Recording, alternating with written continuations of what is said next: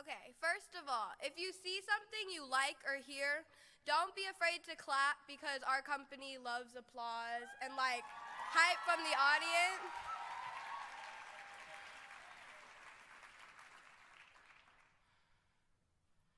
We recognize that we are collective agents of history, and that history cannot be deleted like web pages. The freedom struggles of Black people have shaped the very nature of this country's history, cannot be deleted with the sweep of a hand. We cannot be made to forget that Black lives do matter.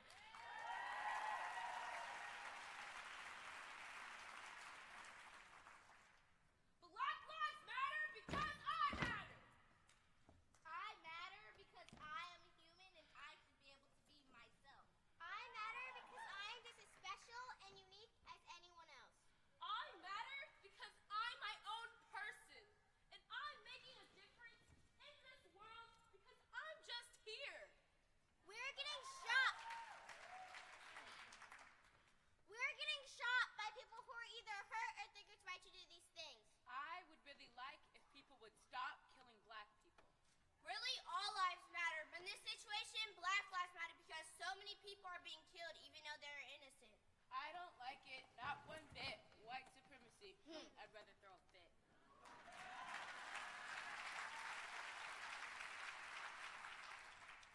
This is a country anchored in slavery and colonialism, which means, for better or for worse, the very history of the United States is the history of immigration and enslavement. Spreading xenophobia, hurling accusations of murder and rape, and building walls will not erase history. No human being is illegal.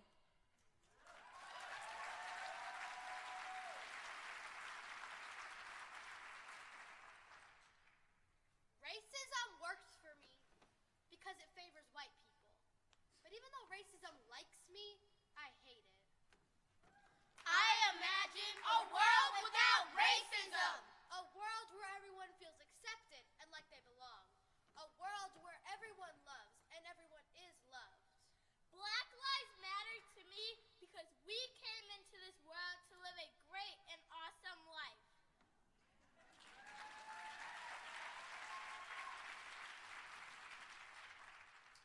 Black Lives Matter is not black on white violence. When Black lives matter, then all lives can matter.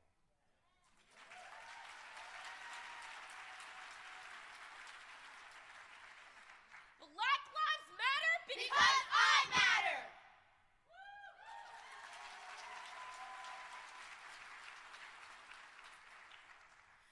We represent the powerful forces of change that are determined to prevent the dying cultures of racism and heteropatriarchy from rising again.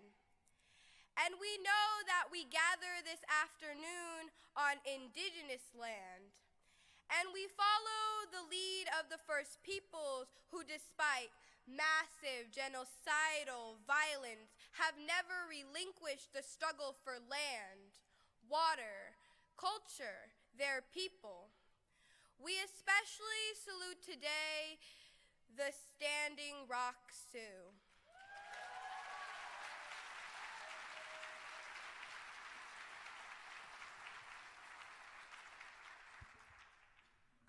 A long time ago, they told us this story, that there will be this big snake that comes, and when the black snake comes, the world will end.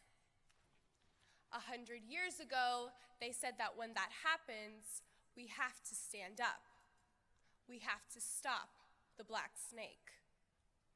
The Dakota Access Pipeline is a 1,172-mile-long underground oil pipeline project. An early proposal called for the project to cross the Missouri River half a mile from a small town called Bismarck. But that route was rejected because of the threat to Bismarck's water supply. The alternative reservation. A spill there is a threat to the water supply and the native people who live in the area. Yeah, same as Bismarck. Only Bismarck isn't on native land. Burials, rock cairns, sacred sites, traditional cultural properties, and village sites are up for total destruction by Dakota Access. Why do I stay? Why do indigenous people stay here? Because the roots go right out of my feet down to the ground. I can tell you where my grandfathers, grandfathers, grandfathers, grandfathers live. I can give you the history of this whole land and this whole river, and everybody I see is my relative. Why would I want to be anyplace else? Why would the whole concept of money be more important than my relatives?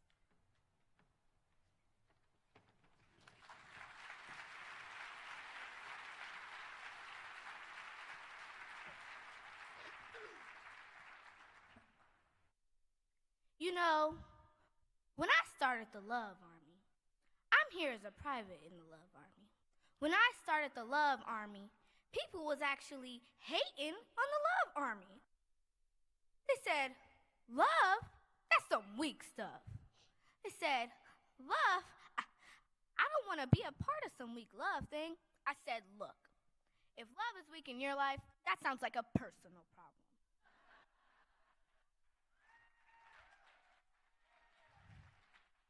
You need to get off Tinder, get off Grindr, and get some real love. Because real love is the strongest stuff in the universe. Am I right? Real love is the strongest stuff in the universe. The Love Army in this movement is built on that mama bear love. And that mama bear loves those cubs. And that mama bear's not going to let you mess with those cubs. And this movement is not going to let you mess with the Muslims. This movement's not going to let you mess with the dreamers. We're not going to let you mess with let you mess with the women. We're not going to let you mess with the earth. We're not going to let you mess with Black Lives Matter. This movement is based on that kind of love. When it gets harder to love, let's love harder. When it gets harder to love, let's love harder.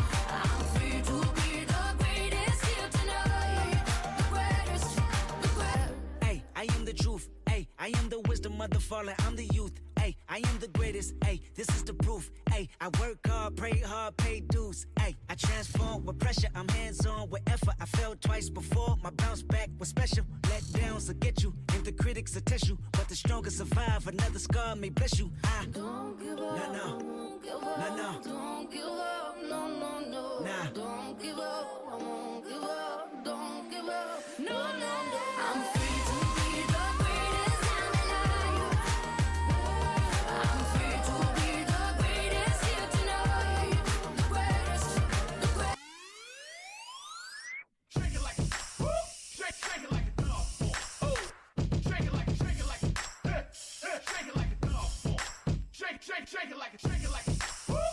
Shake it like a dog. Oh, shake it like a,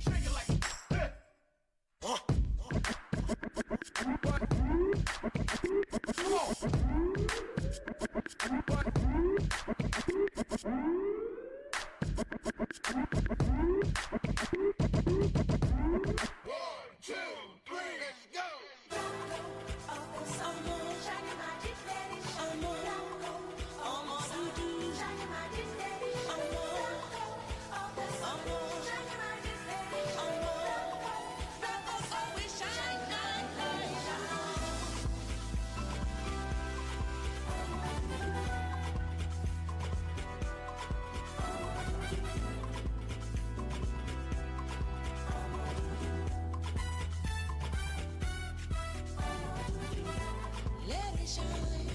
I'm all doo-doo. Let it shine. I'm all doo-doo. I'm all doo-doo. Yes. Black diamond, black gold, black lives matter. We all matter now.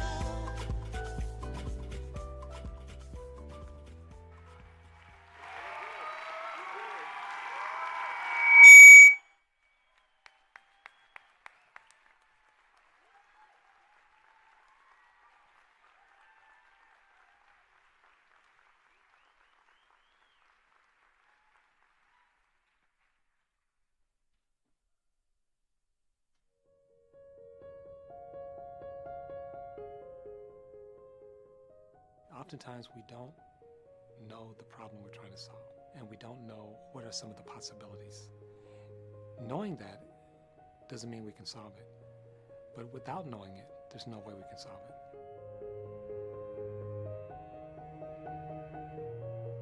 The Haas Institute is an outgrowth of a very long effort to try to improve diversity at UC Berkeley. The idea behind the Haas Institute was to try to connect academics with practical effects.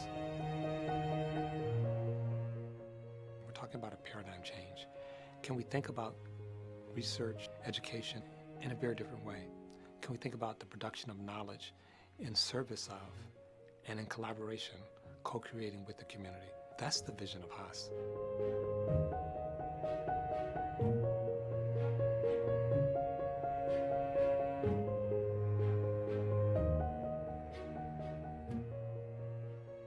The luxury that academics have is to sit back and study things and understand them, then being able to give those back to folks who are out in the field doing the work who don't necessarily have the time to do that kind of reflection. So I think the role of the scholar is a reflective role, and the activist part of that is pushing people to say, hey, this is really important, to call attention to a set of issues. As a university as spectacular as UC Berkeley, it always comes back to the quality of the research. What's unique, I think, about what's going on in the Haas Institute is the ability to have the infrastructure and the experience and the staff to help us in communicating our ideas. Something that was formulated by one of the founders of disability studies, Simi Linton, and she describes it like this. If this is a person with a disability, traditional ways are about, you want this to fit in, this is the world, you want this to fit into this, the best possible fit. So traditional ways involve thinking about this, the person, and how to fix this person, help this person, cure this person, aid this person, so the person fits better with the world. What disability studies does is look at this. We're not so much interested in this, we're looking at how do you change this so that there's a better fit, so there's less of a gap. The clusters are in alignment with academic research, effective communication, policy, aligning with organized stakeholders from the community. So when the four of those things align, then you can have real transformational change.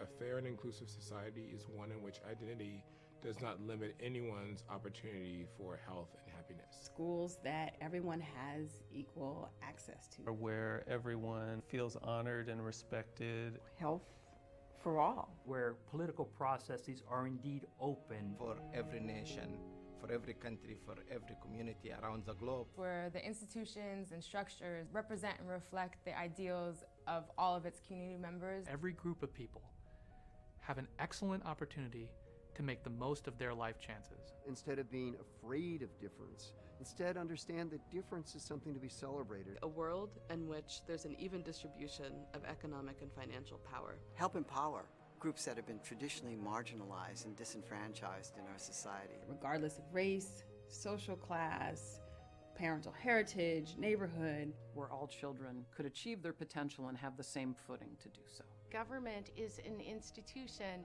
that we think of as serving us. What's it going to take to have everyone thrive and to understand better how the way we speak about these things? How do we actually think about a society where no one is excluded? And more than thinking about it and giving birth to that society and really answering that question, do you belong? Who do we marginalize? Who do we other? And thinking about that society, it means all the people have to participate in making the world that's fair and inclusive.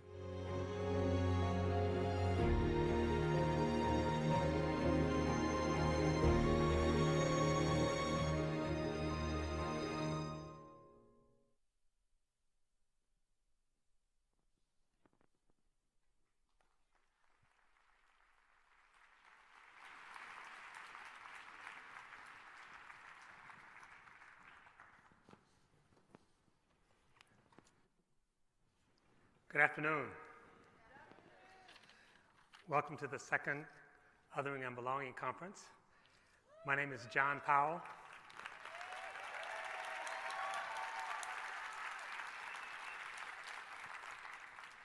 So you'll be seeing a lot of me, and hopefully I'll be seeing a lot of you. But I want to just take a few minutes, first of all, to thank the Oakland-based Destiny Art that you just saw perform. They've been in Oakland 28 years, and they're based on nonviolent prevention and art. So thank you. What you don't know about Destiny Art is that me and a young friend of mine, you saw that dancing up there? So we're taking dance classes. So next time, if I can get back to 12, you might see me up there, but thank you. They really are a pillar in this community. And already people have said, so how does culture and art fit into creating a world in which everyone belongs? And no one belongs in a world where there's not art and culture. But we need to have art and culture that is inclusive, where it expresses everybody and it includes everybody. So I want to thank Destiny Art for what they're doing.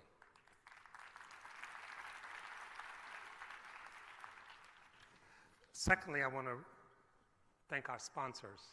And I think they're supposed to have a slide showing you our sponsors. You can see some of them up there, hopefully. And they told me not to read them because it's a long list.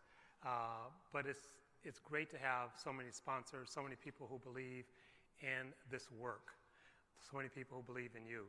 So please join me in giving a round of applause to our sponsors.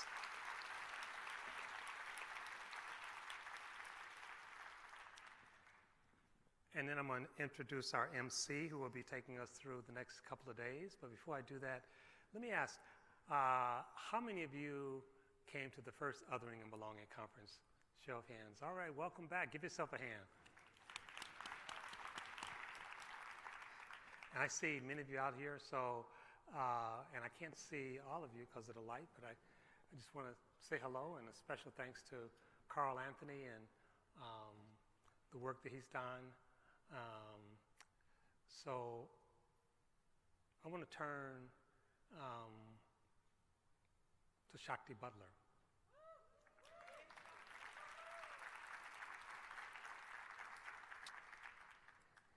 So they gave me a little cheat sheet for Shakti, and it feels like sort of wrong and inadequate to read this cheat sheet. You may have seen some of Shakti's films. She's a beautiful filmmaker. Her films are always beautiful and have substance. She has a PhD. She's an educator. She's an artist. She has a deep, profound spiritual grounding. That's where her work comes from. And what's not on her biography or CV is that I've known Shakti many years. And I also know her husband, Rick Butler, who is also I think still is, her co-partner in terms of being a filmmaker. Back in the day, when black people at Stanford was considered strange, I ventured into that place. And shortly after I got there, if they weren't convinced that I was strange, came Rick Butler. And Rick and Shakti have a beautiful marriage, and they really are a pillar in this community. So, and they just exuberate depth, commitment, and love. So join me in welcoming your MC for this conference, Shakti Butler.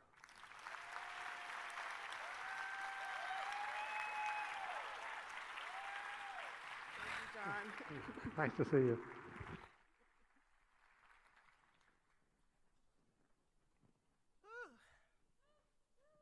Yeah, how about just make a little noise? Just, you know. Why? Because you're here, right? What a great place to be. Did you get quiet when you heard the drumming? Did you feel it on the inside of your body? Did you? Really? Good. I'm very glad because Sophia is amazing. I am totally thrilled and humbled to be here with you again. I'm so excited. And isn't it a glorious day outside? And all that sunshine is in here too. I want to just take a moment to invite people who want to be closer to the signing, or you just need to be closer to the stage. Please feel free to make your way up to the stage, and to your right of the stage are tables here for you. So I thought we would begin by just doing a little bit of breathing together. Is that okay? Good. So put your feet on the floor. Take everything off your laps.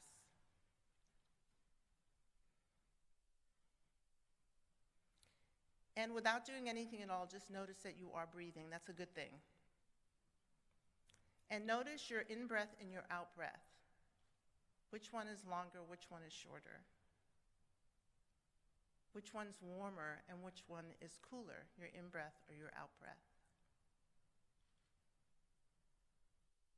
I'm going to invite you, if you're willing, to close your eyes. And we're going to take 3 deep breaths together as community. And the best way I know to take a deep breath is to exhale first. Breathe in deep and hold it for a moment. And then just relax. Relax your shoulders, your face, your eye sockets. So breathing on your own. 3 deep breaths.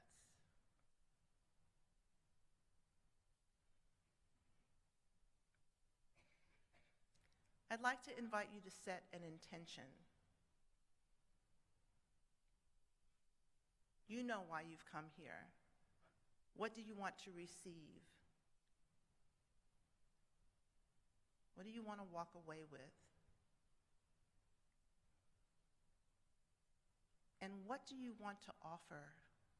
What gift do you have that's part of who you are that you can freely offer to this time we're together?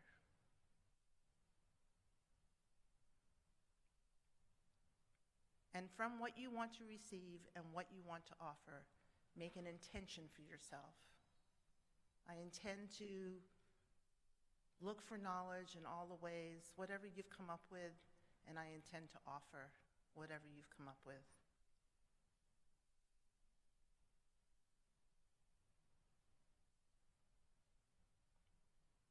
So thank you. You can open your eyes, take your time. And it may be that you think about your intention while you're here, and it may even change. But we already know that this conference is extraordinary. During our time together, we'll be the beneficiaries of connecting with each other. This great, diverse group of attendees. And we'll hear, see, and feel the power of visionary speakers, exhibiting artists, leading scholars, and change makers like you.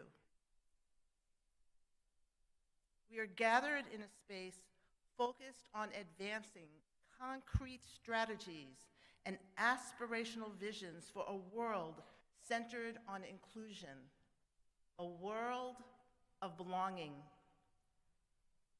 This belonging frame is a transformative space anchored in explorations of how we can explore identities, ideas, new ways of being with one another. And this is a frame that can hold the constructive tensions and inconsistencies that go hand in hand with building deep relationships, personally, interpersonally, institutionally, and structurally.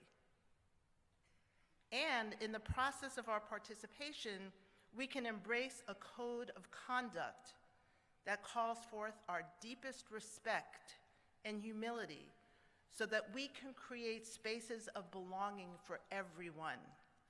We are, after all, building communities infused with a culture of care and healing.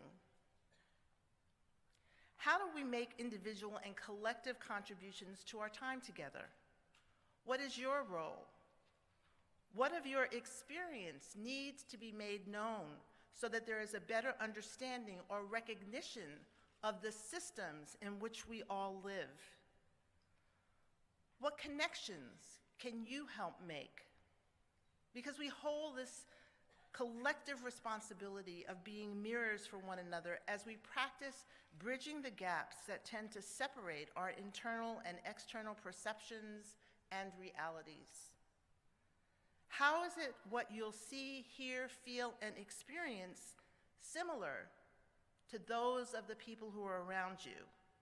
And how is it that what you'll see, hear, feel, and experience different from those around you? And what kind of connections can you make? There is a tremendous amount of care and support for you on what will inevitably be a journey. The conference staff on site will provide assistance at any time during this conference. So please feel free to approach anyone who's wearing badges labeled Organizing Committee or Volunteers. Everyone here is available to listen to feedback and concern, or your compliments, that's okay too, and to provide assistance to help create a solid learning environment. And if you have an emergency or any concerns, you can look at page 7 in your program, page 7, and it will tell you what to do, who you can contact, who you can call. If you have an emergency or a special concern, or you need additional information or support, you can always go to the registration table. And yes, we are live tweeting and updating frequently on Instagram at Haas Institute, so you can follow us there for instant conference updates. We're also live streaming on our YouTube channel, so if you have people who wanted to be here and they couldn't come, feel free to let them know. That's Instagram at Haas Institute. So of course, there's no video recording or filming or other social media streaming because it's not allowed. And that's, of course, because of contractual agreements with the Marriott Hotel, our artists and our speakers. And of course, flash photography is distracting for everyone. So we know that you'll respect these policies. This conference has an arc or rhythm which underscores the intention for each day. And here are the themes that we'll be exploring over the course of the conference. Today, we're going to be talking about the vision of imagining belonging. Tomorrow, on Monday, Labor Day, we will engage the importance of rigorous analysis and the impact of movements. And on Tuesday, we'll address organizing, building power, and creating a shared moral imperative. So are you ready? Are you ready? All right then. So this afternoon's belonging frame, the vision of imagining belonging, asks us, how do we make sense of the world? What are our hopes, aspirations, and visions? And how can we engage and address the power of structures and their ability to reshape or determine a future without personal animus? We must be able to recognize the expressions of structures that are designed to create inequity and do so in ways that guide us in expanding what may be possible. Our very first speaker tonight is Latoya Ruby Frazier. Latoya is a photographer and a video artist. She constructs visual autobiographies that capture social inequality and historical change in the post-industrial age. This is the way that Latoya explores identities of place, race, and family in work that is a hybrid of self-portraiture and social narrative. The crumbling landscape of Braddock, Pennsylvania, which is where Ms. Frazier is from, was once a thriving steel town. Her images both capture the environmental and infrastructural decay caused by post-industrial decline that impact the lives of those who continue, largely by necessity, to live in that place. LaToya holds a BFA from Edinburgh University, an MFA from Syracuse University, and she is the author of the Photography Infinity Award-winning book, The Notion of Family. She is an associate professor of photography at the School of Art Institute in Chicago, and she speaks at academic and cultural institutions worldwide, and she's the recipient of many awards. In 2015, she received the John D. and Catherine T. MacArthur Foundation MacArthur Fellows Program Award, but I was moved by LaToya's work on a few levels. First, the images and the stories of the people they represent are so intimate that I felt an instant connection that pulled me into their lives. LaToya's work actually represents the thrust of this conference, the intertwined relationships that exist inside of othering and belonging. Please help me warmly welcome LaToya Ruby Frazier, who will speak to us about Art as Transformation, a Lens for Social Change.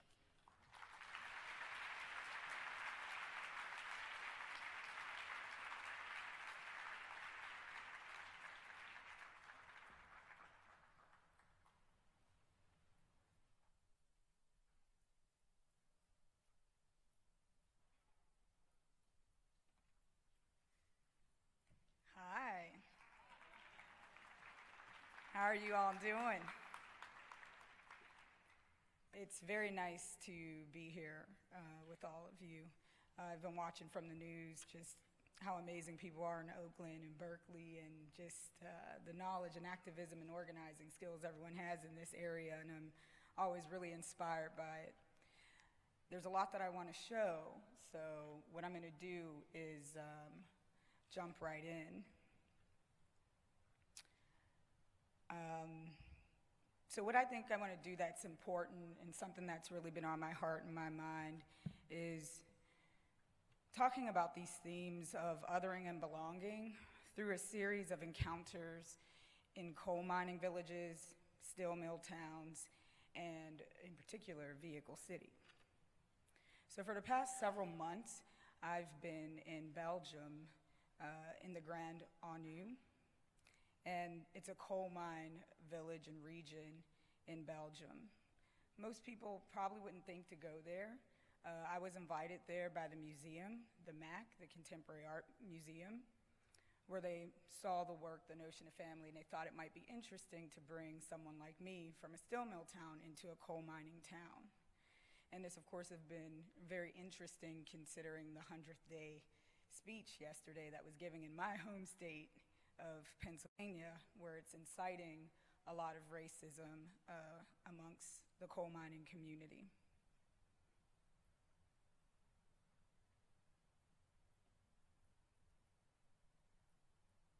Did my first slide disappear? Okay, here we go. I was trapped at the pit bottom for 6 days, 970 meters underground. 70 meters of roads had collapsed. When they found us, we were in a coma. I knew who I was, but apart from that, I couldn't remember anything. If we'd been there for another hour or two, we would have died. My name is Silvio Coco. I was 19 when I arrived here alone from Sardinia. After 3 days, I went down 1,415 meters at the Rue de Corps pit in Carignan. I worked all my life at the Quebec Iron Foundry. I ended up as a supervisor and was responsible for 120 men. When they closed my section, the management told me to take over the environment department. I was surprised to see how different things are in the USA. Whenever there was any pollution, something had to be done quickly. It was mainly my responsibility to keep the works clean.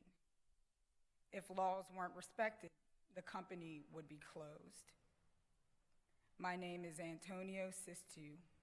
I arrived from Sardinia and came to Flanneau with my mother and brothers in 1948 and 49. It's a bad time for America with Trump. It's not possible to reopen the collieries. It's like going back to the Middle Ages. It's like slavery. Personally, I wouldn't vote for Trump. So these are the conversations and encounters I had with these coal miners when I arrived.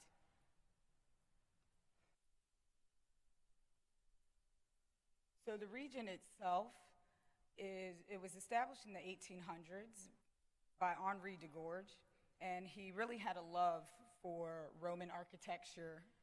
And so most of it is really like something in homage to him.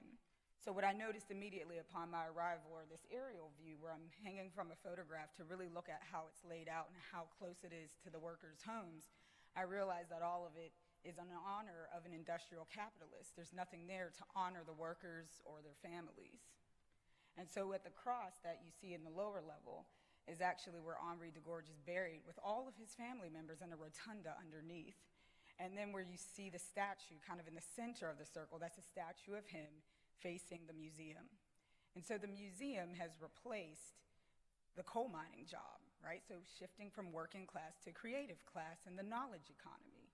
And what does that do when working class people who are now disenfranchised aren't acknowledged, or those histories aren't acknowledged?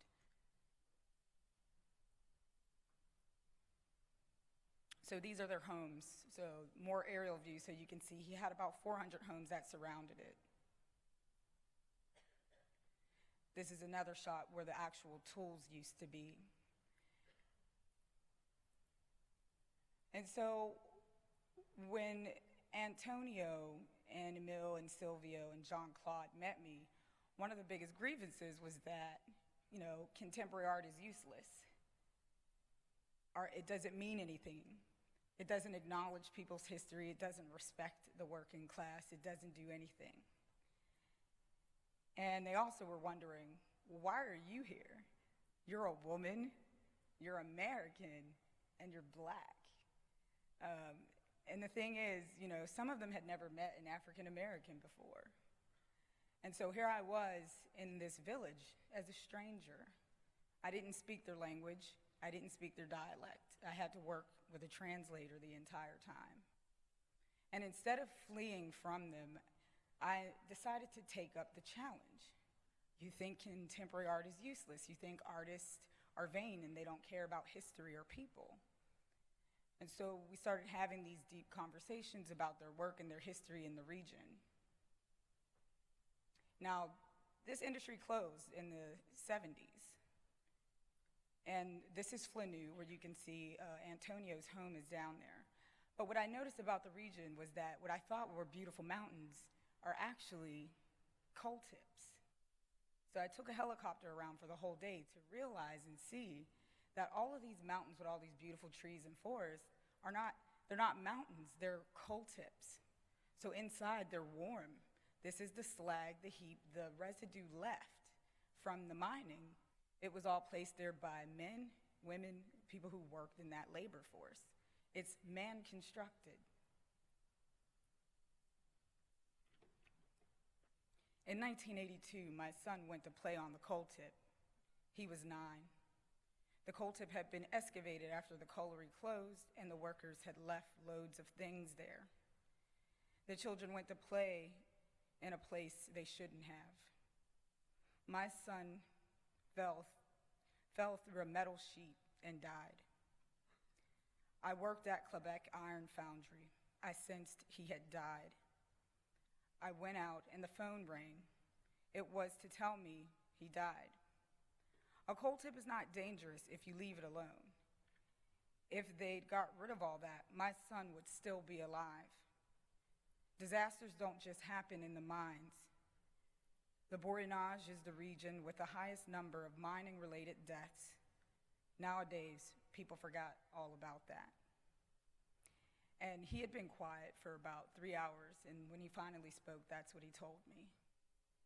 And so I titled the show, "And from a coal tip, a tree will rise," to commemorate the fact that many lives have been lost, but also because of the immigration and migration, they were able to start lives and take care of families generation after generation.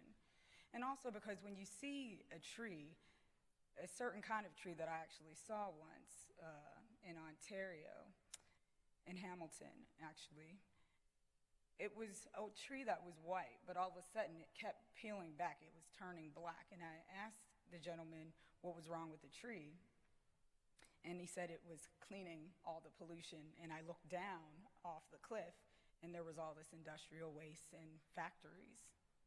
And so again, and from a coal tip, a tree will rise. We can always replenish and regenerate ourselves in spite of all of this contamination created by industrial capitalists. So here's another aerial view. And what I thought was also very telling was that Van Gogh came to that region. And he came to preach to the workers. One of the murals that I stepped down onto the ground after showing you that aerial view of this site above, you see the mural that's there. It's showing him as a priest, as a coal miner, and then as an artist. And so again, I thought deeply about my responsibility as an artist, making this historic connection, but also this very humane connection. This is where his home was, in Mons. Van Gogh actually lived here.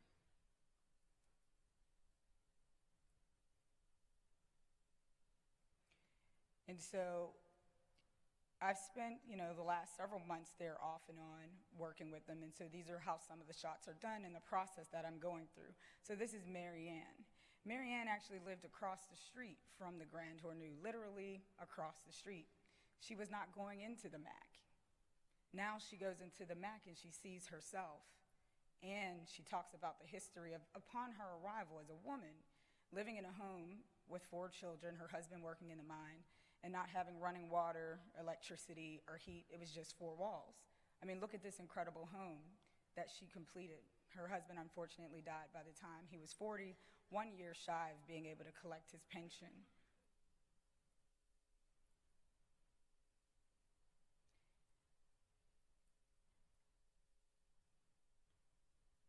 It's sticking, I apologize. So this is the scale of those works, and they're all hand-done photolithographs printed with 2 types of black inks that I only found in the Borinage. So the work is actually made in the Borinage with a master printer that's born and raised from the Borinage about the people of the Borinage. So the work is always highly collaborative. This is Marianne as well, who is holding a picture of her father, where she explained to me when he died on his hospital bed, he always knelt in the position miners had to lay in when they were going into the collieries or in the cage. So he kind of just crumpled his body up, and she knew that he had passed in that moment. And on the other side, she's kind of doing St. Barb, which is a tradition that they would do to honor the miners. They would go to the coal mine of Hope, and they would have these apples and these candles that they would sing and present to the miners. There's Beatrice, another woman who, once the coal mine industry closed, she decided to become an environmental activist. Started fighting when the city was trying to dump things in her neighborhood. So her and her mother get together and they create this movement to stop any further contamination or pollution. And so again, it was my responsibility to stand in the gap between the contemporary art institution, which didn't show work like this, and that working class families that lived all around. And so these are install shots and views of what they were doing. Once I left the exhibition, they took it over for programming, outreach. They were then teaching children about what their tools were, what their jobs were, what their activities were. Everyone who lived right there from the town, like Maria and Marianne, they became celebrities. And like they're giving tours of the exhibition to everyone who lives in their community.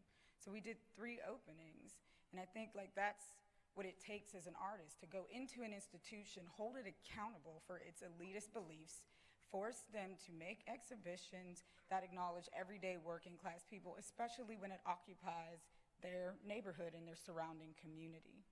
And they were very excited about it. And by the end, which it's coming up in 2 weeks, the whole audience changed. The demographics in the audience have changed.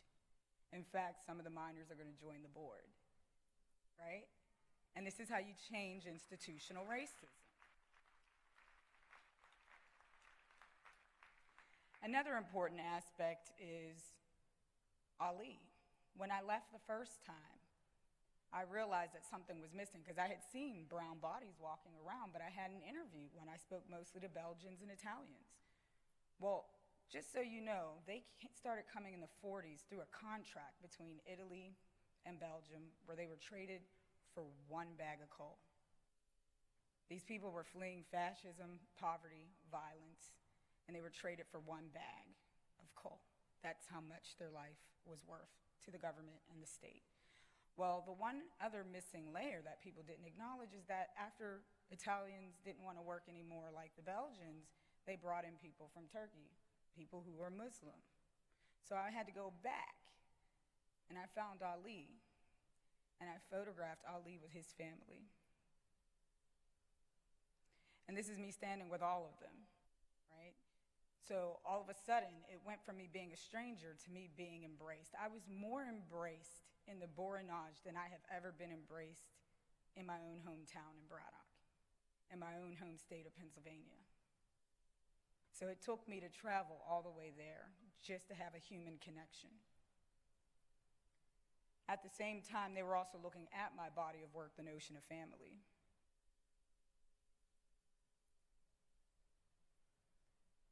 And so I should have known when I saw this sign growing up as a child that perhaps I was going to end up getting involved in environmentalism because there's 4 toxic plants on that welcoming sign when you get to the town. So it was a foreshadow.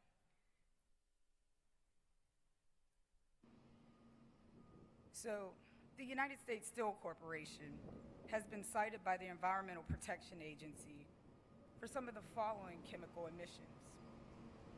Tetrachloroethylene, a colorless organic liquid with a mild chlorofoam-like odor, can be found in our drinking water. With many years of exposure, it increases risk of cancer. Areas of heavy truck traffic, gas stations, and areas near industrial sources may also have high levels of benzene, a colorless flammable liquid known to cause cancer.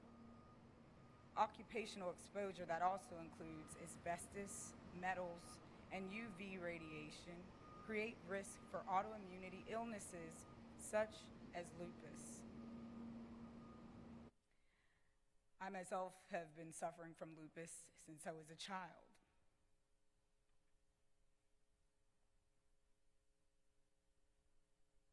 Along the ancient path of the Monongahela River, Braddock, Pennsylvania sits in the eastern region of Allegheny County, approximately 9 miles outside of Pittsburgh. Now, when I was in the helicopter looking at this, and I shot this in 2013, that same year I came across a very important quote by Du Bois that I want to share.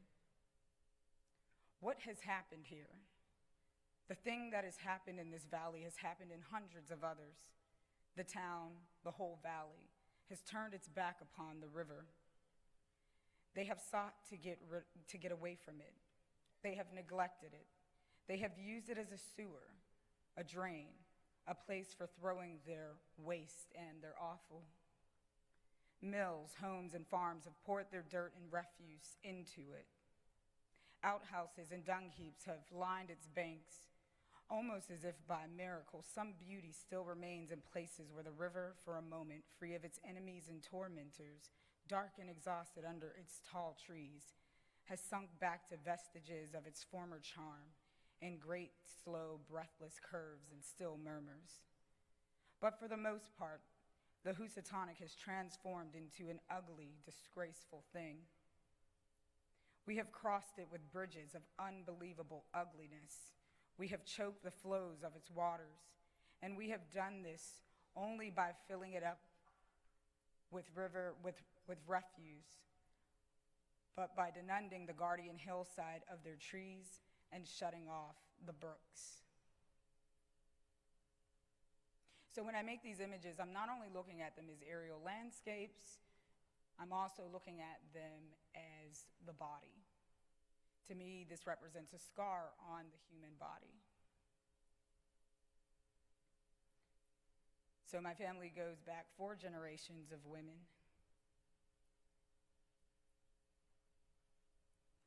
My mother would grow up there in the 50s during the height of white flight and segregation. My grandmother actually grew up there in the 30s when Braddock was actually prosperous and a melting pot. And I grew up there in the 80s, right after the whole industry collapsed. And, you know, unions were busted up, services had left, we were abandoned at the local, state, and federal level, and then the war on drugs began so it could finish decimating the rest of our families. But for me, when I see an image like Gramps, he's the symbol of the Great Migration from the South. But rarely do people ever talk about the fact that these workers are being cared for in their families' homes because we live in an unjust society that has a lot of issues in its healthcare system. For me, it's important to honor the legacy of these men's lives. A lot of them retired and didn't get pensions. There had to be lawsuits filed against the United States Steel Corporation as well as unions. These men were never able to get equal pay. They couldn't provide for their families generationally. To add insult to injury, history books would then be made that would completely omit African Americans from the history which we helped create. African Americans were always part of the steel industry. So of course, as a visual artist, it's important for me to insert myself in that place between someone like John Fraser, who was a guide for Thomas Jefferson and was there with Queen Aliquippa, and between someone like Andrew Carnegie. What does it mean for me to take up space and ownership and voice and talk about industrial capitalism as a Black subject, as a woman? Also, there's a local history to my hometown. People like Tony Buba, great Italian filmmaker who's made over 20 films about the collapse of the industry. Also, this book, Out of the Crucible by Dennis C. Dickerson, which proved that African Americans were there, and they told him he couldn't prove it. They tried to block his dissertation. I would then go on to meet him. We had to cross the Atlantic to meet each other at the Berlin Academy, where we then showed each other our work, and he contributed the essay to my book, Black Braddock and Its History. Also, Thomas Bell, who would go on and move from being a steelworker to a novelist. So the notion of family picks up, adding on to that legacy and history, and it rightfully should, right? Women should be able to contribute to these histories. We were part of that labor force. Women birthed the workforce. So our voices and perspectives and bodies should be there in that history. Even when it's difficult images that you don't want to see. Like, this is not about making good or bad images. This is about confronting the body in pain, showing people what capitalism actually does to the human body, to the flesh. Now, my mother was recently, she's on Medicaid and she was on life support. And the doctors were treating her in a very inappropriate, biased, racist, discriminatory manner. Imagine how many people can spend every day in an intensive care unit when they have jobs, they have to go to school. These doctors assume and they know that you can't spend all that time there, so they're gonna get away with treating people that are poor, that are Black, that are women, however they want. But that was not the case for me. I remained at her bedside for 3 weeks, and I would not let them take her off life support. And thank you.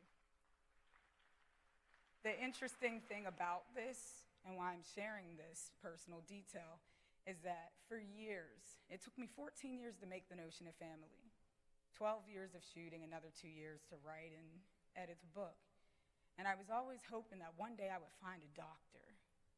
Because when you're coming from poor places like this, you don't have that kind of access to lawyers and doctors.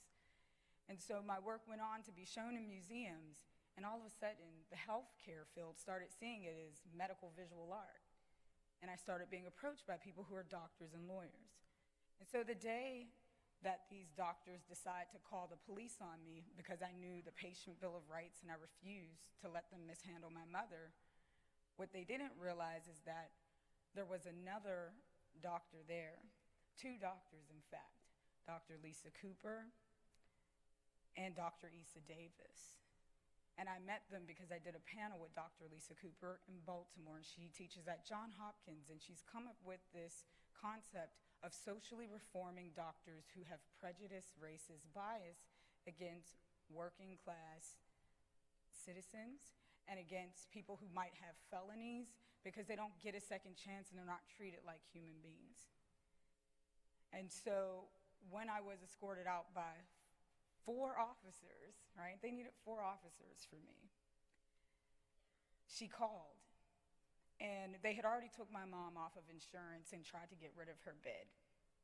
And this was against the wishes of her children. And I don't think it's ever happened before, but they were able to call because they don't want to ruin their image of UPMC Hospital. And they threw out the insurance company trying to say that she was medically cleared and made them put her back into her room and wait until it was done and that process was complete. You know, people aren't aware that it's also a slow kill. It's not just us being gunned down.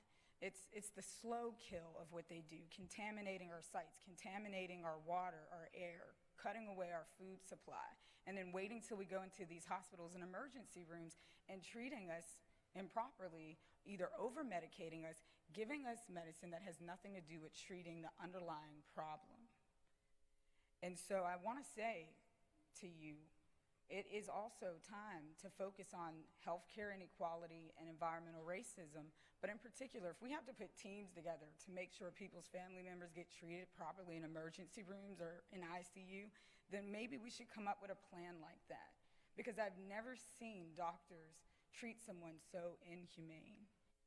And so I want you to consider that all of these things are connected to when our country moves all of our manufacturing overseas and then doesn't hold these companies accountable and then brings in a whole new upper echelon to gentrify the Rust Belt. There are a lot of other issues happening here, and we have to start to put vision, perspective, and voice to this. Thank you.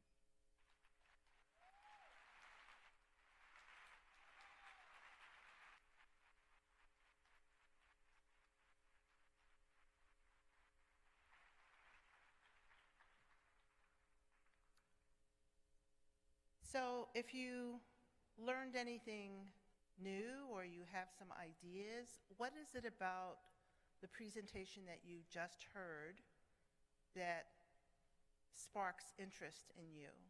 And just take a minute or so to reflect. If you have paper and pen, you may want to note down what stood out for you in the presentation that you just heard. So 1 minute, please, and then you'll be able to talk to each other.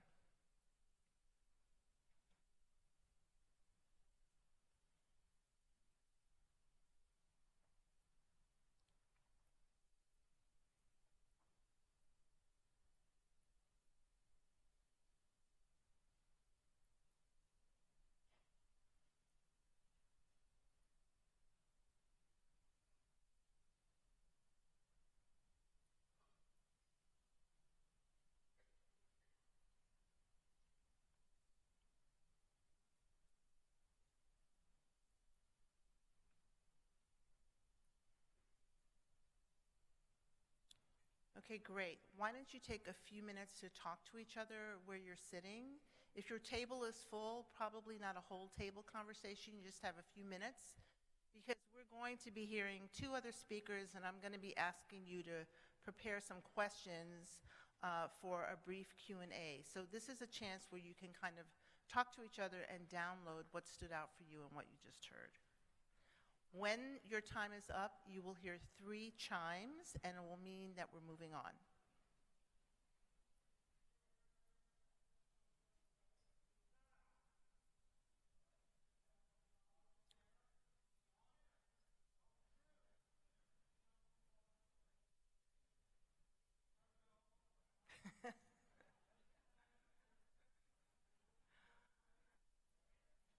Okay, thank you so much, and thank you for for engaging in a little conversation with each other.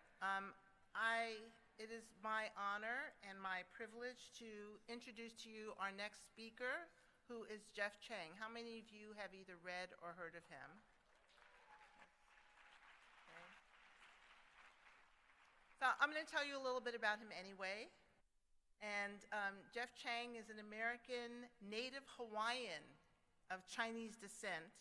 He's an author, a journalist, and music critic on hip-hop, music, and culture. He graduated from Lolani School in Honolulu, and he got his bachelor's degree at UC Berkeley and went on to get his master's degree in Asian American Studies from the University of California at Los Angeles. In 1993, Jeff Chang co-founded and ran the indie hip-hop label then known as Soul Sides, but now known as Quantum Projects, and he helped launch the careers of DJ Shadow, Black Alicious, one of my favorite groups, Lyrics Born, and Latif the Truth Speaker, who is amazing. And he's produced over a dozen records, including Godfathers of Gangsta Rap by the Watts Prophets. So you can see that his professional career specializes in culture, politics, the arts, and music, specifically hip-hop. So you may not know that Jeff worked as a community laborer and student organizer, and he also worked as a lobbyist for the students of California State University systems. So Jeff has been writing about race for years, and he understands that people do really want to talk about race. It's one of the things about Jeff that I really appreciate, and his books actually inspire conversation. His new book, We Gon' Be All Right, Notes on Race and Resegregation, released in 2016, which I have read and love, was written up in the Washington Post as the smartest book of the year. And there are more books that he has written, and I could talk about him for a really long time, but I think you'd much rather hear from him. So please help me welcome Jeff Chang.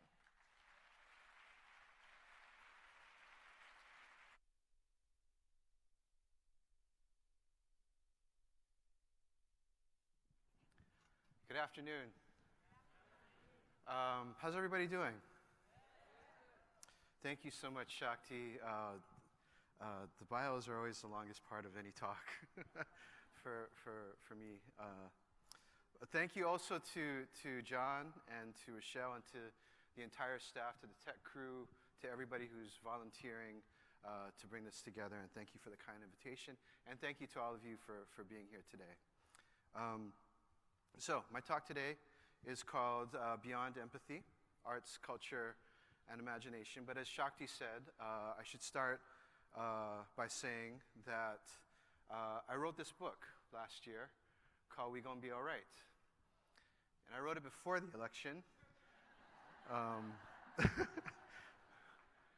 And the book started with Trump. And, you know, it was one of those things where my rational mind was, there's no way he can win. But, you know, my subconscious, instinctual mind, the mind that really knows, was like, yeah, probably, yeah. And so the book started with Trump, but it ended with Beyonce. Because you can't say, there's nothing left to say after Beyonce, right? And so what I wanted to try to do was to talk about some of the themes of that, but also to kind of expand on some of the things that LaToya was talking about, some of the strategies that she's used and some of the ideas that she introduced to us. I want to talk about what the arts and artists can do in this moment to try to advance the social imagination. But we should start at the beginning, right, with Trump. And to say that today, of course, is the 100th day, as we all know, because the media keeps on telling us, of the Trump presidency. It's been a period of alternative facts and Muslim bans that aren't targeted at Muslims. It's an era where women, where people of color, where queer people feel increasingly targeted, where the language of sanctuary and protection and showing up has increasingly become key. It's been an era of kleptocracy, an era of warmongering, an era of resegregation, an era of division, of rancor, of crisis, of chaos. And so it feels like a moment where we might fall apart, right? We might become more separate, become more unequal. Or we might figure out how to get it together. We might come together to assert something different and something new. And so much of whether we progress or fail begins, I think, with the simple act of seeing. So much depends on how we see each other. And so we learn from an early age to see difference, to begin to see difference. We learn to tell the difference between ourselves and others. When we're kids, difference is just difference. And it also may be the beginning of something else, right? Learning to see difference might be the beginning of empathy, which itself produces the possibility of community. But as we get older, we humans sometimes begin to attach meaning to difference that's really not so neutral, right? Notions of superiority and inferiority. And we become aware of how difference has been sorted into vast systems of freedom and slavery, of commitment and neglect, of investment and abandonment, of mobility and containment. But then, rather than confront those systems, we might choose to draw a veil over those systems, pretend that they don't even exist. And so racism is supported by a specific kind of refusal. It's a denial of empathy. It's a mass-willed blindness. And this is how inequity comes to be reproduced in every generation. Inequity shows up in three ways, right? Representation, access, and power. So representation on the stage, before the camera, of course, Oscar's so white, but also a seat at the table. Access to institutions of advancement and power, but also to traditions, to ways, to practices that have helped us to survive. Power to raise one's voice and be heard, but also the power to make decisions. Representation, access, and power show up as distributed unequally. So inequity is with us. Often it hides within our scope of vision, but so many of us remain blind to it. Art allows us to see again. It allows us to close the gaps again. In its mimicry of life, great art helps us close the distance between the self and the other, helps us to come together. Another way to say this is that through art, we learn once again how to experience empathy.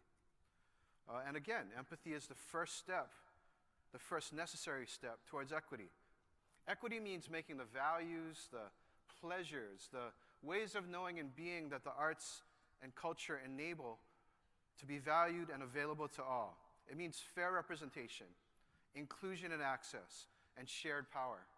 It comes down to this. It comes down to forming relationships between ourselves and others that are not based on domination or exploitation or extraction, but on exchange and trust. So if empathy creates the possibility of community, it also creates the possibility of equity. Now, we know we're living in very serious times. What we can start by saying is that polls show more Americans are concerned about race relations than at any time since that moment that started 25 years ago yesterday, April 29th, 1992, the Los Angeles riots, right? And the previous spike in concern went all the way back to 1965, over half a century ago, the year of Selma, the year of the peak of the civil rights movement, the year, not incidentally, that the National Endowment for the Arts was chartered.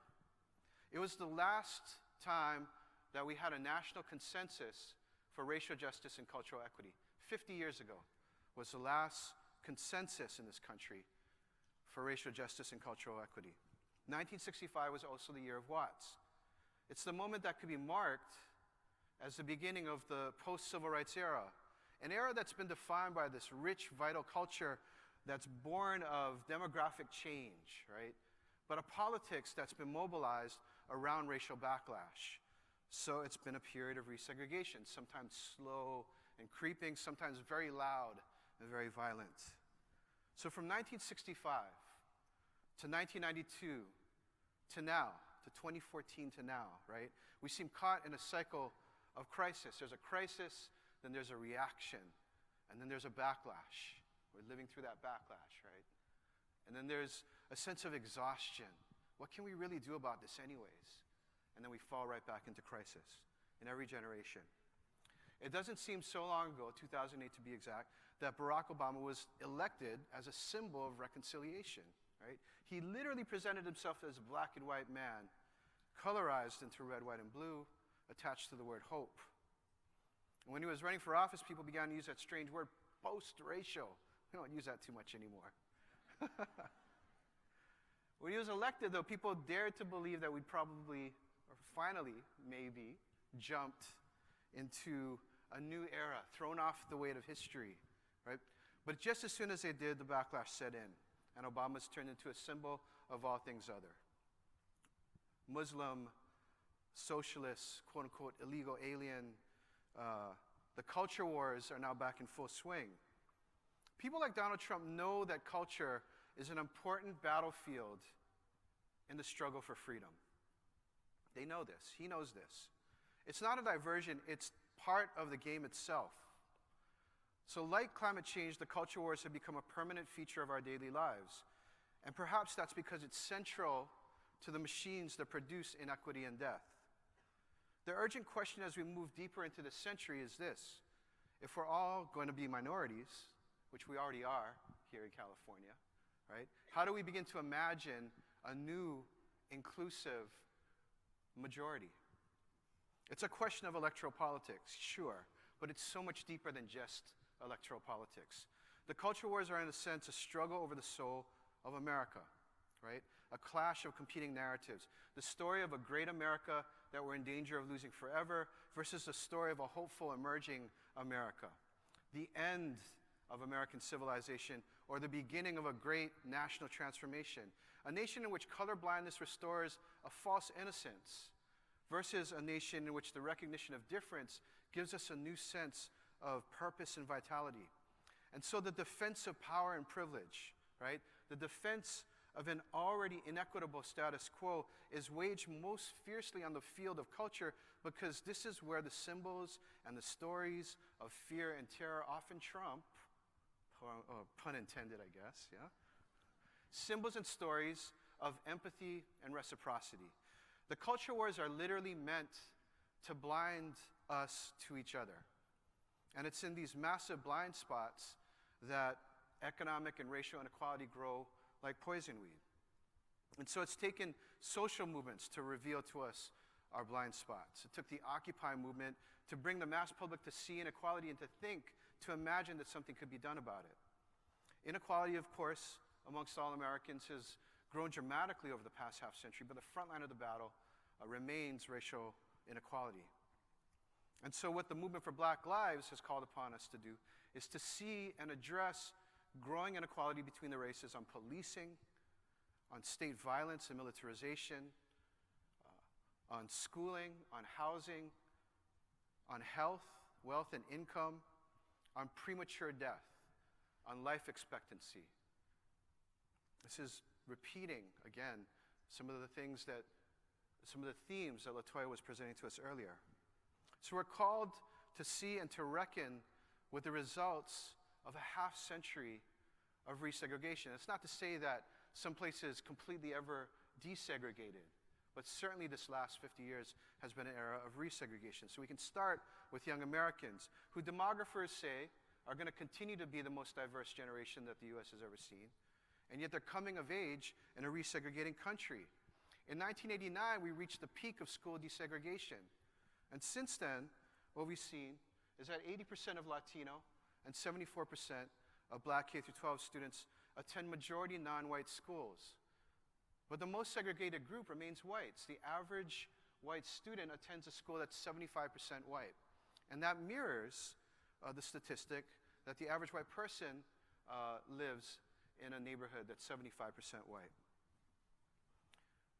School segregation reflects housing segregation, right? So one of the biggest discussions in the global city right now is about gentrification. And we can take the case of San Francisco, right? The San Francisco Bay Area, right here, which has been ground zero for all of these discussions. What we've seen over the last 2 decades is increasing inequality, galloping inequality. Here's the racial income gap now between white and black median households in San Francisco County. Displacement, of course, is a story behind these numbers. And people who are displaced have to go somewhere, right? And so now Oakland, where we're all sitting right now, is the 5th highest rental market in the country. The 5th highest rental market in the country, right? The home of the Black Panther Party is now the 5th highest rental market in the country. And the domino effect of displacement continues. People in Oakland move further out to the suburbs on the fringes of the Bay, right? Antioch and Oakley, right? And up the 80 corridor. What we know is that all across the country, people have been moving to suburbs. Suburbs with names like Sanford, Florida, or Ferguson, Missouri. We've seen the suburbanization of poverty and the colorization of suburbia. We've seen homelessness skyrocketing. The headlines in the local papers have recently been about how tent cities in Oakland pose a fire hazard. Are we missing the point much here? Precarity defines our time. And this is why the term gentrification is too small for the moment. Gentrification is just a small part of the larger process of resegregation. And all of this boils down to the fundamental question of life expectancy, right? What we know is that a non-Hispanic black male can expect to live 7 years less than the average American. Sometimes, as it has for the past several years, it seems that politics as we know it can't produce any kinds of solutions to these problems that move us towards solutions that move us towards community, that move us towards life, that the machine is really only built to destroy, to create chaos, to produce death. And yet social movements have always been a leap of imagination, past the bounds of pessimism, past the bounds of known reality. As Don DeLillo once put it, longing on a large scale is what makes history. And this longing gathers mostly outside of the hallways of power, outside of the Beltway, outside of the legislature, outside of the courtroom. It happens in the culture.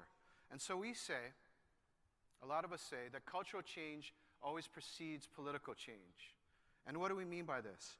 Well, we can take the metaphor of a wave, right? In scientific and lexical terms, a wave is a paradox. It's an event. We can see this wave breaking over a reef. This one happens to be on the south shore of Tahiti, right? So it's an event. But it's also a process. It's a process of the gathering of the forces around the South Pole, traveling across thousands of miles of open ocean, these forces underwater, in the air, right? And then that wave breaking, right? So it's that process of the gathering of all these invisible forces. So we often think of change in terms of events, an election, or a judicial decision, or a vote, right? But change is also a process. Change is happening all the time. And so this is how we think of culture, right? Culture is the realm of ideas, of images, of sounds, of stories. It's a narrative that we're immersed in every day. It's like the ocean. It's full of these cross currents that are pushing back and forth against each other all the time. Trump writes a tweet, hundreds of thousands of people counter tweet, right? These are the currents that are kind of pushing back and forth. But when the conditions are right, these currents come together and they form a wave. Culture is where we find community. It's where we form identity. It's where we express our values. It's where our collective will to change is formed and moved like a wave. And this brings us to the work of the late, great Grace Lee Boggs and her thinking about the idea of revolution. Because we often think of revolution as something that's going to be won in bloodshed. And we're going to replace the folks in power with another group in power, and that power is simply going to be better than the other power was, right? And Grace says, no, the next revolution, the next American revolution, might be better thought of as, quote, advancing humankind to a new stage of consciousness, creativity, and social and political responsibility. So her revolution will require us to move away from finding new ways to divide and rule, to consign some people to death, and instead pivot entirely to life, to honor and transform ourselves and our relations to each other. Grace insists that we rethink how we live together. She urges us to move beyond empathy into mutuality, beyond relationships that are about exploitation, into relationships that are about exchange and support and protection and sanctuary and trust. That we start from truly seeing each other and we move toward acting for each other, past resistance into transformation. So, book started with Trump, ended with Beyonce. We got to go to Beyonce now. So you know the story, right? Lemonade, right? I just wanted to talk about what it might actually mean toward the moment that we're in. We've got to make some leaps here, right? So it's about, as you know, many of you know, the album is about infidelity. It's about promises that are broken. It's the journey of a black woman from grief through to redemption, right? And when the album came out, everybody was like, oh, that was why Solange was beating on Jay-Z in the elevator, right? But no, that was not the point at all. That wasn't the point of the album, at least in my humble interpretation, right? If we don't look at it through the filter of the gossip pages, but instead through the lens of social justice, what do we get, right? What might she be telling us? Lemonade begins with Beyonce refusing her gaze, refusing you her gaze. She won't look, right? She won't allow you to see her. She's in a world of hurt because of the betrayal, because of the harm that's been done. We can't see her. And then so she moves to the grief, the trauma in her stages. First there's an anger, which is a kind of a release. And then there's an apathy and an emptiness. And then there's the deep despair and the depression, right? And we can identify with some of these feelings, right? These are cathartic feelings to see performed, right? She's got her hot sauce bat, right? She's bashing car windows, surveillance cameras, right? She's stirring it up. This is her resistance, right? But finally, she turns away from that cycle of pain and revenge, and she's asking the questions, what is my home? Who makes home for me? What is home now? How do I make a home that can include everyone? And here's where the gaze is returned. Here's where the healing begins. So she, on this path, attains a deeper understanding of her own place in family, in place, in history. And suddenly the story that's been about a solitary broken relationship becomes something bigger. Her redemption reaches the level of the social. Not the universal, because when we see each other from different vantage points of power and privilege, and we always have to be aware of this, right? But the social, the level of the social, the space where we might all come together, where we can think about how we might mend the ways that we break each other and the ways in which we are broken, and how we might imagine healing, reimagine history, and dream freedom. And of course, Beyonce's Freedom Dream is not about turning the other cheek, right? She's literally on that song, Freedom, she's riding through borders, she's breaking chains, she's running in truth. Her tears become flames. I need freedom too, she says. It's not won, though, in bitterness and revenge. It's won through deep love. In the chorus of Freedom, it almost sounds as if she's singing, women don't quit on ourselves, right? So the climax of the video, the Lemonade video, the women celebrate around the table with the gifts of the garden. These are the antidotes to the poisons, right? And they're passing on the recipes that have been passed down from generation to generation. It's a black feminist move. It's a celebration of black womanhood's power of creation. She's created seats at the table for sisterhood and reimagined relations. And only then can reconciliation begin. So what if we thought of Lemonade as a way of thinking about transformative justice, where fixing a relationship gone wrong becomes a metaphor for social transformation? Robin Kelley writes about James Baldwin. And what he says is that Baldwin's most revolutionary and misunderstood idea was that love is agency. And this is what Robin writes. For him, it meant to love ourselves as black people. It meant making love the motivation for making revolution. It meant envisioning a society where everyone is embraced, where there is no oppression, where every life is valued, even those who once might have been our oppressors.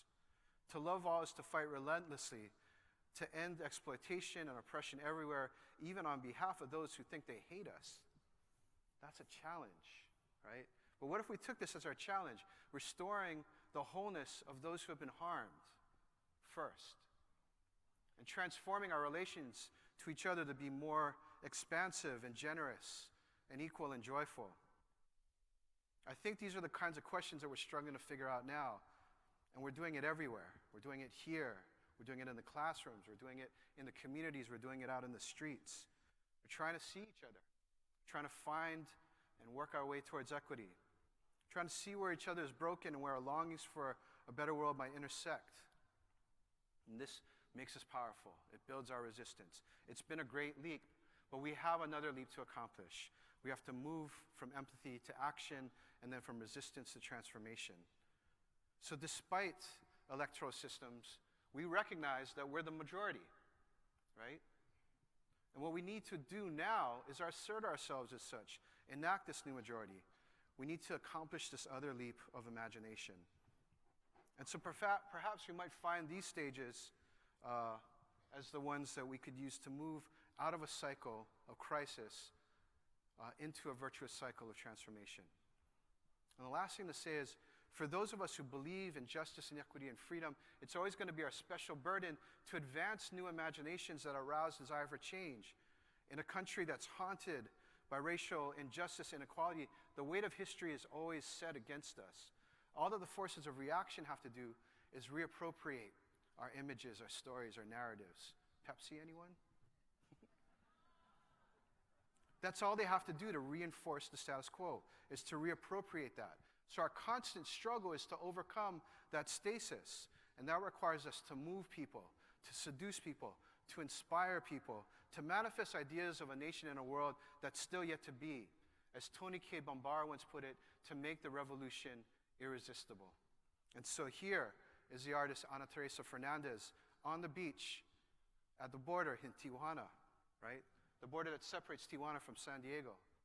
She's asking us too to desegregate, to imagine, to organize, and to create. And she's suggesting to us, all of us, that maybe in this moment of danger, of division, that the revolution is still there before us to make, to bring about freedom for all. Thanks very much for your time, for listening.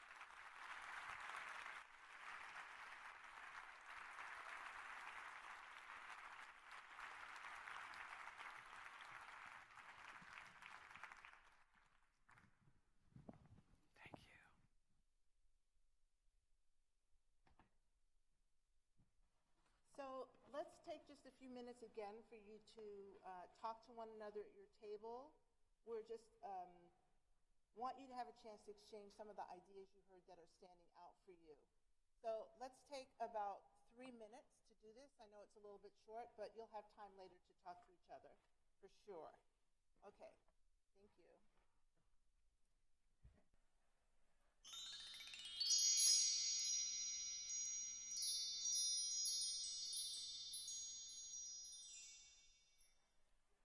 So if you can please finish up what you're saying.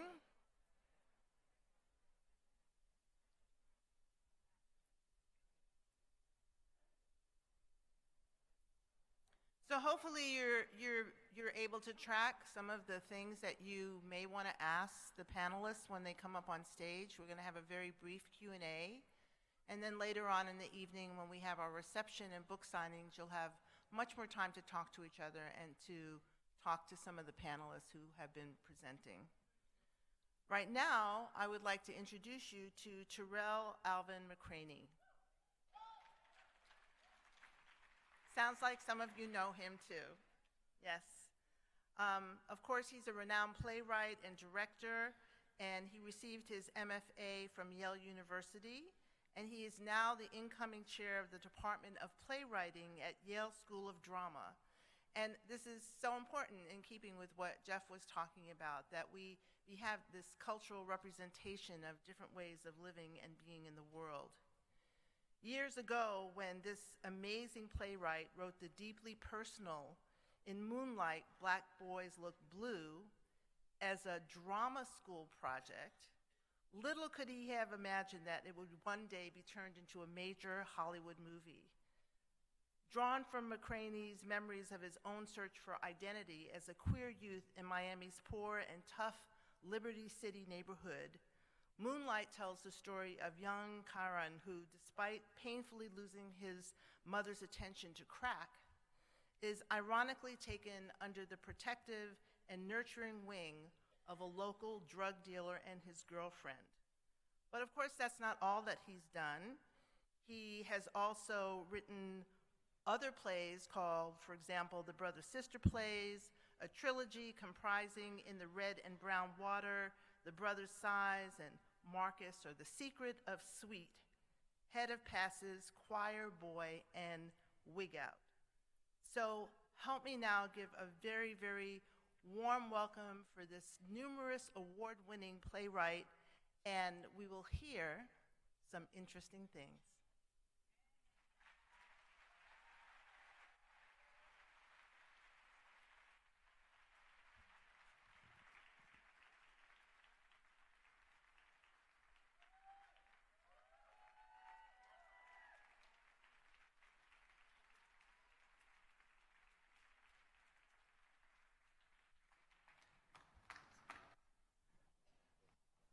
Thank you for that warm welcome. Can't believe I'm standing here. Belonging, or theater of the belonging, belonging to theater. When I was about 12, I was racing home from school, not eager to depart from lessons learned or thrilled to be relieved of a boring class, or even to get home to watch my favorite TV show. I was racing against the whizzing of rocks that were being hurled at me by 3 of my cohorts. I think I misremembered. 2 of them were younger than me, in the 7th grade. They said my tallness meant we couldn't get into a fair fight. There were 3 of them and 1 of me. So they slung rocks instead. The end result is another moment where I felt in the community I was born and raised that I did not belong. So I wrote it into a play once. Here's an excerpt from Without Sin. Today, another test he failed. The boys gathered around him, the incantation, "It is time to put away boyish things. Are you ready?" Reynaldo, the lead character, says, "If boyish things are put away, then we become women. Have you become women? By the looks, no.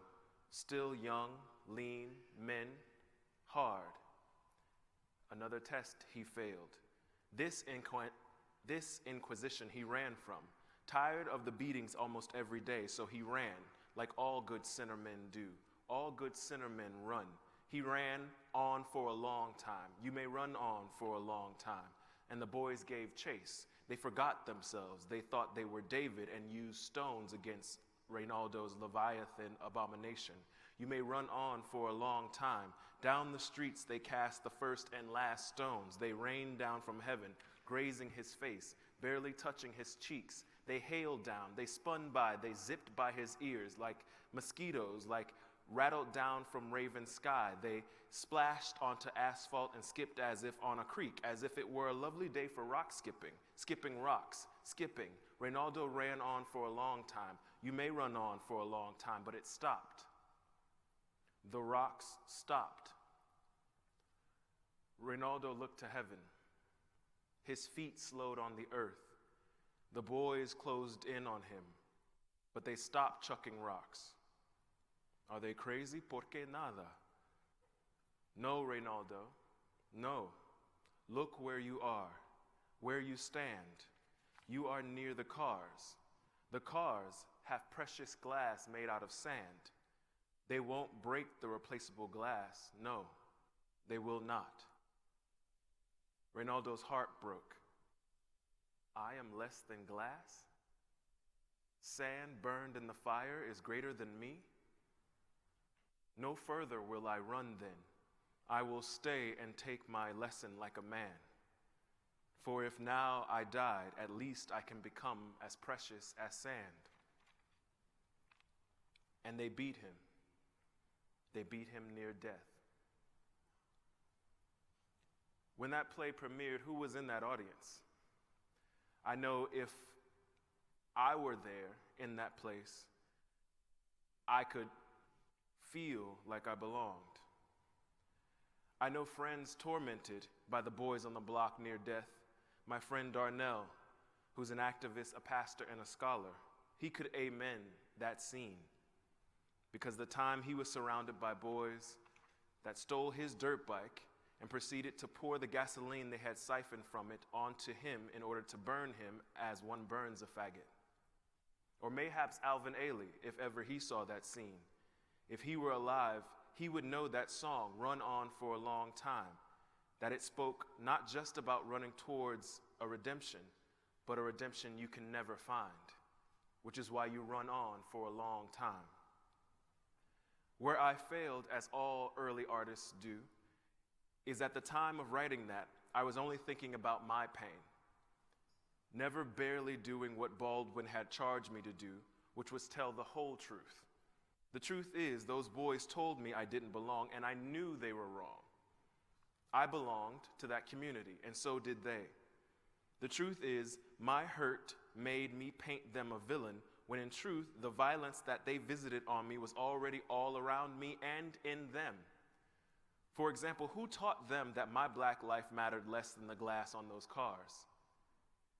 Who made it apparent to them that car life was the only way to drive?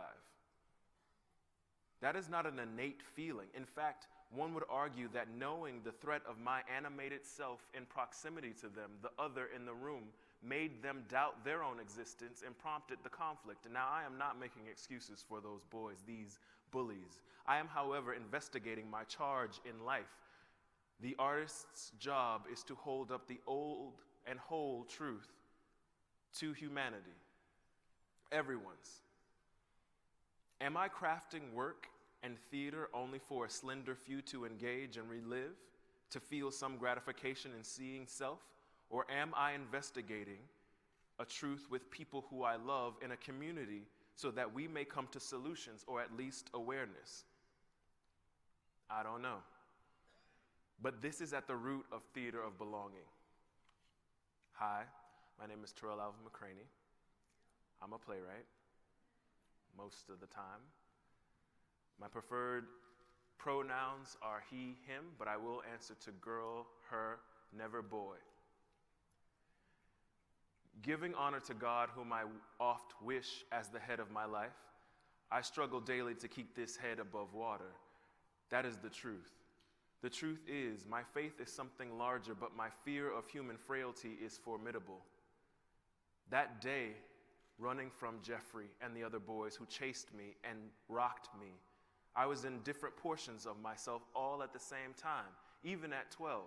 I feared running further into the projects because there anything could happen. I felt ashamed that I was afraid in the neighborhood I was born and raised in and had learned to walk, ride, and speak on. I was excited because I spent time thinking about Dirty Red Jeffrey with his tight eyes. I wish he weren't so mean because I could love to taste him, even at 12. And yet, wasn't that the reason why Jeffrey was chasing me down the corridors of Liberty City? Couldn't he sense that my 12-year-old, larger, blacker self could reduce him somehow? Isn't it true that he had learned a misogyny and that it kicked in? And so in order for him to not feel like he was weaker or the girl, he let his homophobia blossom before our very eyes. Homophobia is just misogyny aimed at women, at men. And that's what Jeffrey was feeling. He took a hatred of femininity and aimed it at me. Now, what was I to do with these notions coming at me at the same time? Why add them to the list of things that just didn't belong here? My vulnerability didn't belong here. My talents didn't belong here. My interests didn't belong here. And those teachers were right. They don't like me, they said, because I'm smarter. They told me the white kids are nicer to you because you are more like them. What fuckery. You later learn that the white kids are happy to have a token, and that it's taught to them very early that to be in great possession of many kinds of friends from all over. Just don't marry them. Ask Caesar. Ask Antony. And so my steps towards creating theater of belonging is already filled with intellectual anti-black bullshit that I must undo. Thank you, Jeffrey, for the rocks and all. Where do I belong? Where do they belong? The WPA Relief Program advanced what we think of as a community theater and had a wonderful splinter effort between commercial theater making and regional non-for-profit. Indeed, some of our largest theater companies outside of New York found their way into existence because of programs like this. The division on Broadway is palpable and breaks down more among standard British class fare. Those who have means to attend, and those who don't. As I said before, I'm a playwright, and I tend to make my living, quote unquote, in that place that claims to be interested in being open. And yet community theater in these climes is anathema, when in truth it is how these theaters got started, with the remit to provide for the community, a place where art and artistry can be cultivated, appreciated, and celebrated in our community. All across the nation, most of these theaters are wrestling with the very real question of how do we get the community engaged without calling it community theater. Calling the theater you do community means you don't aspire to be nominated by Tony. But you hope he will walk in from the corner and find comfort at the footlights. In order to invite the block boy inside, that would mean awakening the idea that the cell phone using, often bored with the old way, queer brown and black faces that are often at the forefront of culture making have to not only be allowed to perform, but produce. By them, for them. Instead, we, me, write well-structured dramas steeped in a history of Western performance and hope to God that some student will say our work saved their lives. But plays, nor art of any kind actually saves lives. It is in the discourse caused by the collective imagining of beauty and horror supreme that shifts lives into action. And that's how culture is belonging. When we share those moments, when someone looks at art, the synapses that fires in their brain and the movement in their heart makes the change, not the art itself. So how do we keep the engagement? If people knew that they could come and be challenged in a safe space by dangerous ideas, don't you think they would keep coming back? Not for the Hamilton ticket price, they wouldn't. But this is how capitalism has made the most democratic and collaborative art form almost obsolete. How have the artistic and intellectual elite allowed ourselves to tarry away from being truth tellers? Remember when the vice president was heckled at a Broadway show? Remember how the president said the theater is supposed to be a safe space? And I might throw up in my mouth a little bit for saying this, but he was right. I have watched as theater, my own included, lulled a white, upper middle class audience into taking a small sojourn into the lives of others and safely returning back to their own thoughts without a single check or balance. That is a theater they belong to. President Trump signaled that he and his cohorts belong to a theater, and that is safe for them always. The theater I belong to isn't safe from ideas, though. It may be free of violence visited on my person, and yes, I want to be able to be my full mask, femme, whatever the fuck self in the relation to it, but I need theater to scare the shit out of me. I want to walk home shaking.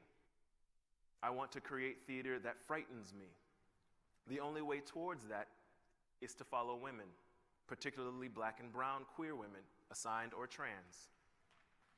I know that's a whole other conversation, but take into account this. Spell Number 7 by Ntozake Shange, the choreo poem that rocked the notion of women of color creating their own art. Susan Laurie Parks' Father Comes Home from War, or Katori Hall's Anything. Consider this. Once a theater not too far from here got brave and said community theater means going into the community rather than busing the community to us. It means taking a play and placing it where it's set, while not disturbing the community, allowing the community to come to it. Marin Theater took my play In the Red and Brown Water, a story about a young woman in the projects who desperately wants to have a baby, and put it inside the housing projects in Marin City. I was nervous. If you know me, I rarely get nervous about plays, only about speaking to large audiences. But I was. The politics of a play about a young girl who wants to get pregnant are not respectable. They are human, they are natural, they are true to the way that I was born into the world. But what would the community say? How would they engage? Would they even pay attention? Would I get chased out with rocks again for bringing a play with certainly queer overtones to the center of Black and brown community? Find out next week on Terrell McCraney's Life. That is what the theater of belonging should feel like. The artists should be terrified that the questions that they are asking, unearthing in their work may show some beautiful, horrible truths to the audience and community, and the community should have love for that artist for engaging them in something so tantalizing. The good note from that experience is that there was a woman playing Aunt Elegua, which is a character from In the Red and Brown Water. Now, we all have an Aunt Elegua. If you're Black, she's often played by Jennifer Lewis in about everything. But the actress playing Aunt Elegua in this production was Dawn L. Troop Massey, who actually is from the Bay Area. And she had to contend in that moment with Aunt Elegua the living, who lived in Marin City.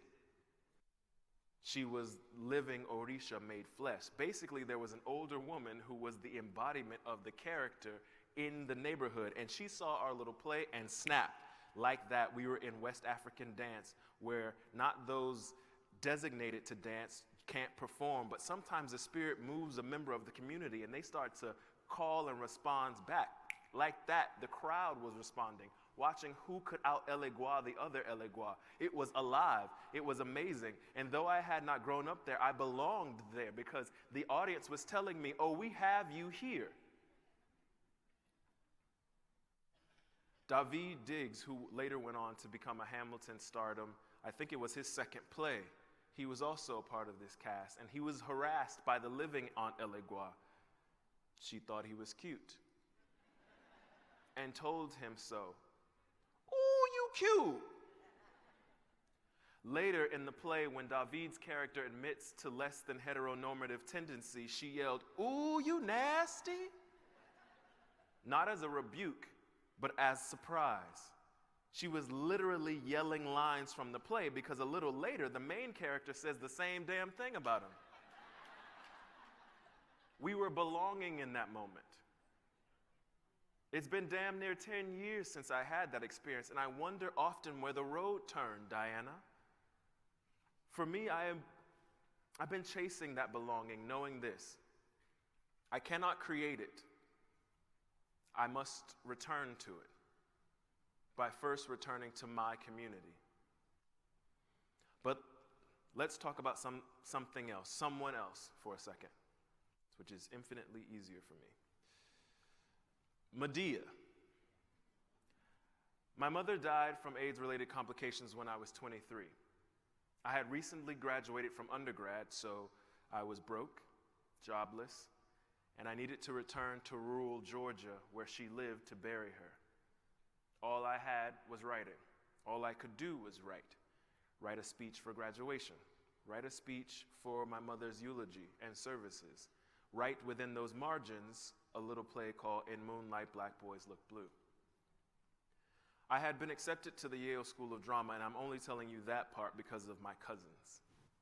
My cousins descended on my mother's funeral like seraphim towards the light of God. I was afraid, as I always am, that I would, like I always am, be opposite, be pushed out, be thought different. Knowing the stigma around AIDS, knowing the hardship of the funeral, knowing the shame I wore for being gay in the proximity of the South, in the proximity of the virus, in the proximity of, my cousins made sure that I knew that I was an Alvin first, and that was the only A they were concerned with. So we had a good time at a funeral. And somehow, over really amazing food, I think it was mac and cheese or something, these cousins asked me about school, and I told them I was going to drama school for playwriting. Mind you, this is 2003. They oddly knew what a playwright was. Again, there go my anti-black magic Negro blinders. They were just starting to come off, so please forgive me. In fact, they said they were loving plays at the moment, that they had video of plays in their car. Currently, one of them said they were watching Medea. And I thought, my God, I am the truest sense of bias fraud. Here I am thinking my family will reject me and push me away when all they are doing now is watching a 2,000-year-old play about a woman who kills her kids in order to exact revenge on misogyny-ridden, xenophobic world. I should have known better. My family's the bomb. My cousin, who said it was a copy in her car, ran out, and I asked, is it the RSC version? 45 minutes later, I sat down watching Tyler Perry be Medea, and my face glowed as I blushed. I also laughed my ass off. Here was someone doing exactly what he was called to do. In a way, he was creating a sense of belonging. My cousins saw themselves in those plays. I saw myself in those plays most of the time, and they were engaging, full of song and dance, call and response, moral through lines that our community has always enjoyed in a theater, except it didn't stay with me. The jokes did, but never the spiritual engagement. Now, I'm not here to castigate Mr. Perry's work or any of the urban circuit theater movement, also known as the Chitlin Circuit. I am here to learn from it, as all artists need to from each other. The circuit, pressured by capitalism and the gospel of prosperity, has left something cold in the pieces. I know some of my more craft-leaning friends call to the work file the stereotypes, but I don't buy that. I know these people. I am these people. The tropes aren't the characters, aren't the problem. It's the storytelling. There are truths being left out. And as I have told you, I am guilty of this as well. The most harmful tropes are the notion of complete and utter earthly transformation. Not the sometimes imperceptible movement of the spirit, the inner burning light towards freedom from material and capitalistic or cultural mores that make black life unbearable. No, but the acceptance of redemption. If you believe in Jesus, all will be over. All will be great. I remember watching those and thinking, well, what about the times that mama relapsed? What about the times we prayed and she didn't get better? Instantly, I knew I didn't belong then. So what did that say about me? Still, I don't know the answer of belonging. I wanted to write the desperation of losing a parent, even though having prayed over her. I tried to write it out with a piece that I wrote for Cheryl Lynn Bruce called Head of Passes. That was at Berkeley a little while ago. I also tried to give those words of longing to Phylicia Rashad in the latest production. Here's from Head of Passes, Sheila's speech. Ain't good for nothing. Excuses, excuses. Excuse you, Sheila. Good for nothing, because nothing's left. Nothing's here. Nothing saved these nothing. They all gone. Only person left here is me. And I tell you, Father God, I command you, Master, I tell you, put it on me. Put it on me. Where are you? Show yourself. Where are you? I'm tired of hearing creaking house. You hear me? You hear me. The doctors say I won't have long till the voice will give out, where I won't be able to gather up air or energy to talk on. Well, I will stop wasting it then. I stop talking to him. I'm not talking to them. I'm talking to you. You with the breath You can restore life. That's the promise. I can blink, and again, the loves of my life will have theirs. I swear, please. And she hears nothing. After promising and battling with God, there is nothing to be heard. Those are identical thoughts that I had had, identical talks that I had had with the Lord, yet there were so few black and brown faces in the audience that, again, the audiences sat more watching an exhibit of black faith than engaging it, except one Sunday. Come Sunday. The theater of belonging isn't consistent enough just now, which is why I charge my students every day to think about their audience. I would be remiss if I didn't mention the first times I felt theater of belonging by a local author, Mr. Marcus Gardley, who's here from the Bay Area. Literally, he made me watch a play where a former slave fell out of a tree, became a woman, then became a tree again by the roots. The Mississippi herself stood up and spoke, and Jesus literally moonwalked across the waters. I knew who I was in that play, and I knew what that play was asking me to do. Often, what we make of theater is telling you exactly what you want to be true. The greatest political minds are telling us how theater of belonging works at grassroots, small communities-led initiatives that ask the talent of the community to engage. When we ask Tony and Jeffrey to come inside and look at how we can live, then we don't pretend to belong, we actually do. Thank you all for listening.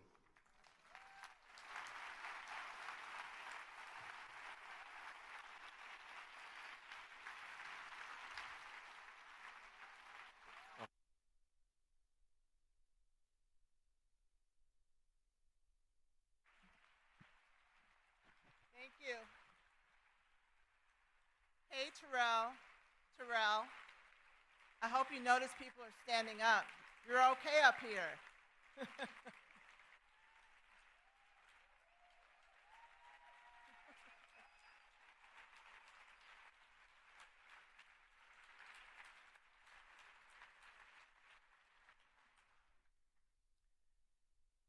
So in a few moments, our three speakers will be coming back to the stage to entertain some of your questions. I would like to suggest that you take a minute to think about what you might ask if you have that opportunity. Obviously, there are a lot of you in here, but here's why your questions will not go to waste and why I'd like to really suggest that you write them down. When we go to the reception, when we join together tomorrow for lunch, or the times that you will be together, you may decide that you want to ask your questions of each other. So keep that in mind as you write down your question. You have about a minute. Make sure, of course, it's succinct and clear. And I'll come back up and our speakers will join us and form a panel.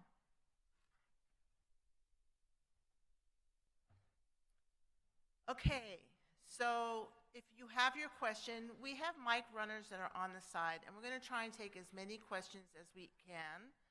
So once again, be sure that your question is succinct and clear, and I'll try to get as many questions in as I can. If you raise your hand, I can't see that clearly from here, but I will try to spot you and get your question as part of what we're doing. So I would like to ask you to help me warmly welcome back our three speakers, LaToya, Jeff, and Terrell.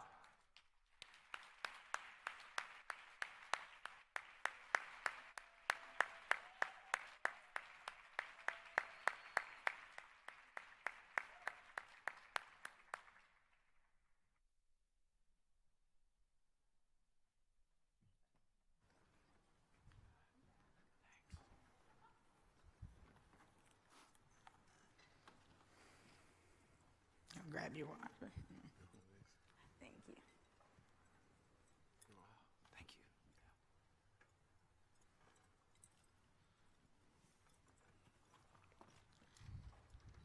So I'm going to focus my attention on this side of the room first because it's lighter over here. I'm going to try having my eyes practice to adjust to the light. So if you have a burning question, and I'll get to you for sure, if you have a burning question that you'd like to ask, would you please raise your hand on this side of the room? My left, your right. Just take the mic to someone if you notice them, and I have not. And please stand up, say your name, and ask your question. Is it me, sir? Okay. Thank you. Okay, you can hear me. My name is Nika Singh. I'm a student at UC Berkeley getting a master's in journalism. I'm interested in how you balance between the different intersections of like race, class, gender, sexuality, and how those different ones can come into relief at different moments so that, you know, at one moment your class might be the thing that really blocks your passage or crushes you in some moment, but in other cases it might be your race, your gender, your sexuality, and how those different things sort of make up not only what somebody experiences, but what somebody is sort of seen as. Does that make sense? I don't know. I feel like you're looking at each other. Maybe. Who are you asking? Are you asking the who are whole you asking panel? the or- Yeah. I mean, I think all of you sort of deal with the issue. I don't have any particular preference other than just giving me insight if any one of you can provide it, I guess. I think the notion of trying to balance intersectionality is the hardest part ideologically, in that rarely, if we look at, so I answer best by stories, so I'll answer you in the story, and hopefully my colleagues will say something smarter than what I'm about to say. But the Yoruba cosmology talks about the god Elegba, and you only meet him at the crossroads, right, where a shift or change is about to happen. So the only time you actually meet people is actually at an intersection, right? You only know them at the place where they are all things at once.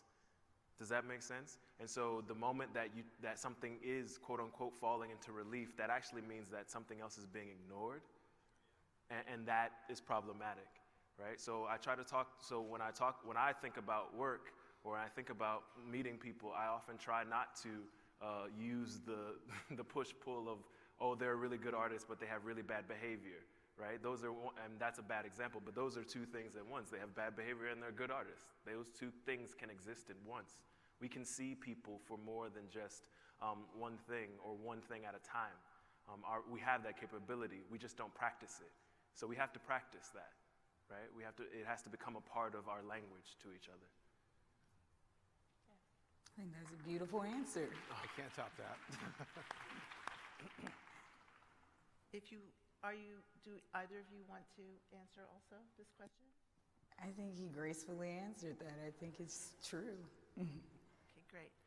So I guess we're going to open up to the whole room, and the mic runners will help me. Please notice if someone is raising their hand and bring the mic to them. Stand up, say your name, and ask your question. And if it's for a particular panel member, please let us know. Hi. Where are you? Right here, Kanda. Okay. Over this way, Shakti. Okay. Oh, Kanda. Hi, Kanda. Hey. I really loved all of you. Fantastic. And you pushed a lot of my edges around making connections. I mean, there were so many connections being made, and with empathy at the center of art, and so many things that I hadn't thought about before. And it made me wonder, and I know, Jeff, you were talking about from empathy, I think you said from empathy to action and from resistance to transformation. And then it made me think, what about art? Is there anything beyond art? I'm wondering, what would be, can we imagine, is there something as we continue to move forward and progress and transform, is there something that goes beyond art? Can you imagine that, what that would be? Yes, the definition of love, right? To love means that you think about others, right? You think about someone else indifferent or different from you. So I would have to say love, and I would also have to say music. Anyone can start singing a song and we all know it. And that brings us together, that combines us, right? We have a shared humanity all of a sudden. And I think, for me in particular, with the coal miners and the Borinage, the reason we had such a profound connection and it moved from an hour conversation to a 10-hour conversation is that I saw their humanity. And I think only when people can start to see each other's humanity and walk in love with each other are they able to transcend race, class, gender, nationality, sexuality.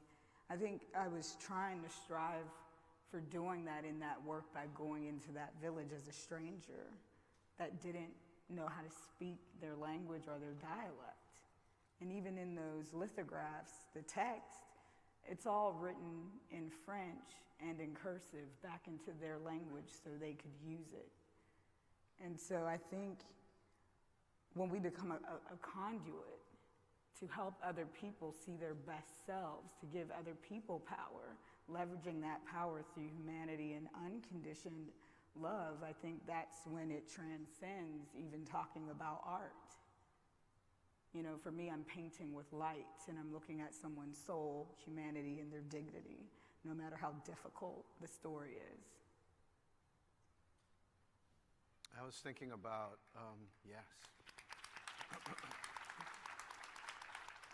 I was thinking about just that thing of the encounter between you and the coal miners then produces the work that you then show, but in the showing of the work, there's the new sort of thing that happens there is the discussion and the dialogue and the actual connection, and all of these beautiful things kind of come out of it that one never thought of before. And it related directly to what you were talking about in terms of art not being enough. Like, art is not the thing, it's what people are doing with it. I think that it's the start, and once it's that exchange, right, that happens where empathy is built, but then it's the thing of seeing an image of Blue looking at Little, and us seeing that image, and then other people knowing that other people are seeing that image, and us having a conversation about the conversations that they're having in the film, then creates the possibility of change, the possibility of community, and the possibility of transformation. And so, in that regard, it starts with that simple act of both of you sort of expressing the full truths, and then the requirement that we ask of folks who are then viewing or reading or seeing is that there be a dialogue that forms within that. And I think that's sort of the model that we're kind of expressing. That art is one of those types of things, but it could begin with a conversation. I mean, song is a perfect example because, whatever, a beautiful song comes on and everybody is suddenly moving, or everybody is chanting together in the streets that we're going to be all right. And that's a movement that becomes transcendent and gives us a window into the possibility of a world that's not yet arrived. And also as a way of practice. I think we often, especially in the West, don't like to practice anything. Right? We don't we talk a good game about how we want to excel at things, but we want to excel in the 5-minute version of how do you excel it. And art, in speaking to your question about transformation and beyond it, art is actually really conduit, engagement, practice of that. I tell my students who sometimes take my classes a 101 or 105, and they get to a moment where they're like, why are you pushing us so hard? We're not going to be actors or playwrights. We're going to go be a doctor or a lawyer. And then I had a doctor come in and sit and talk to them one day and talk to them about how he has to tell people that they're either going to die or they're going to lose a loved one. And he says, you know what? Every time what I do is I imagine I'm them. The practice of imagining you're someone else is art. That's a practice. Putting yourself in someone else's shoes and then doing the job that you do in life That's art. Having the empathy to know I have to tell this person a very bad thing, or I'm building someone's home, right? Even as an architect, you go, I'm building this home for this person. That empathy helps you do that. So to me, that is those ideas about the exchange and the process, that's the practice. And somehow we just need to get better at that in order to get to that transcendence.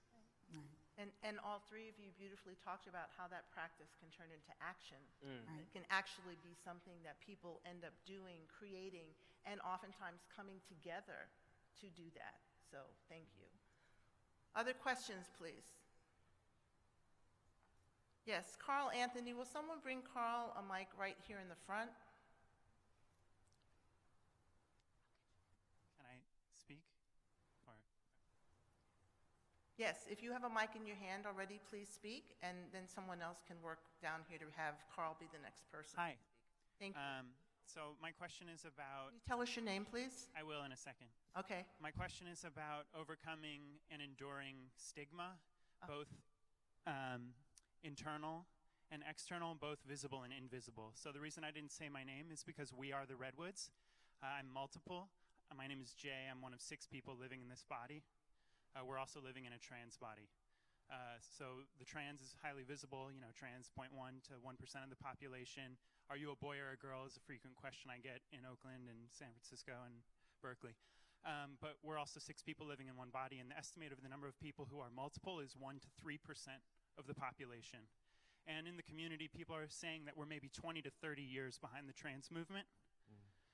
The fact that you're thinking, oh, this person has a disorder, or they're being awkward and they're taking up space, all the fears and the struggle with anxiety in my voice shows how far we have to go. And so the reason my name is Z, the reason we're asking this question is because Terrell and Latoya, you've both clearly endured long, dark nights of the soul in which you were the only one, or where there was no clear path forward. And so our question is, if we have 20 years until we might be understood or recognized, how do we do good work in the meantime?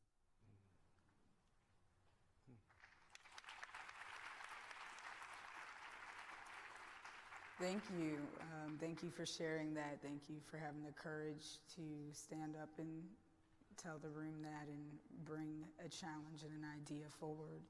In the notion of family, the way that I photograph Grandma Ruby, Mom, and myself is not as 3 separate individuals, but as a constant continuity of time. And I think that we're all going to be fragmented because we're all just people arriving at a certain time. You don't choose when you arrive into history. All you can do is be a witness of that history and try to contribute to your field or try to leave society a better, stable place than when you entered it.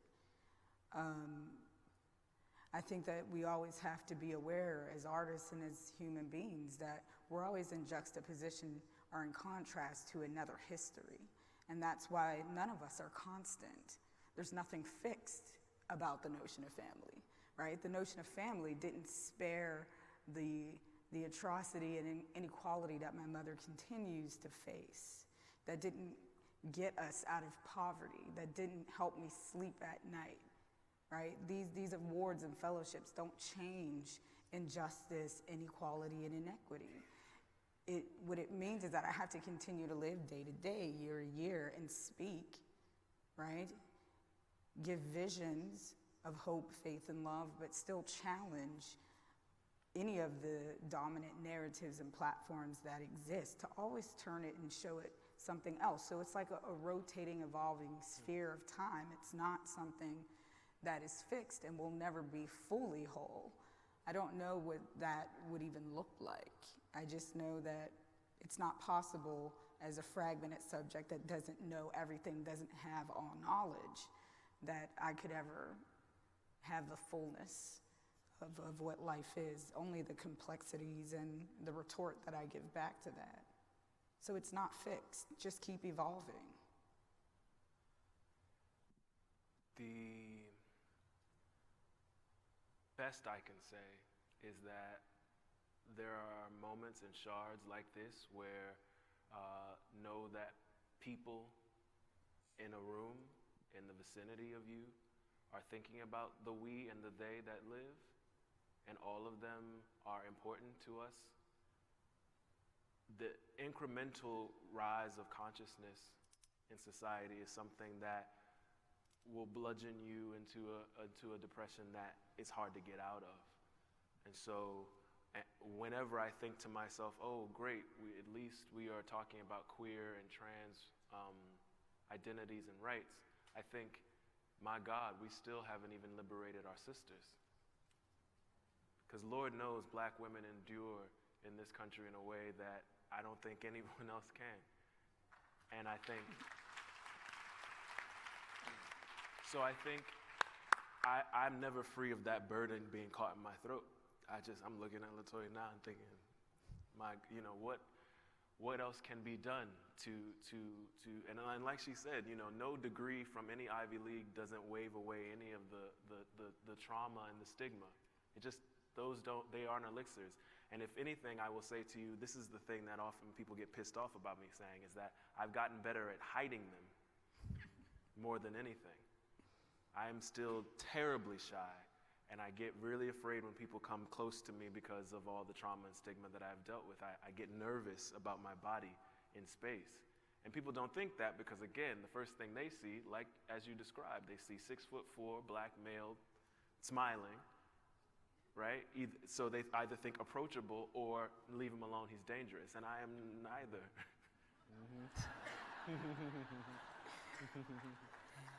I don't want to be your friend, and I am not dangerous. Right? Yeah.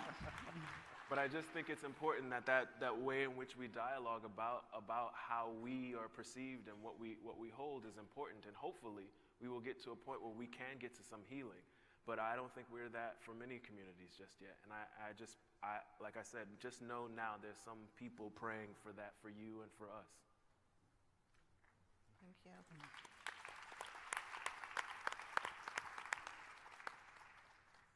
Thank you so much. Carl?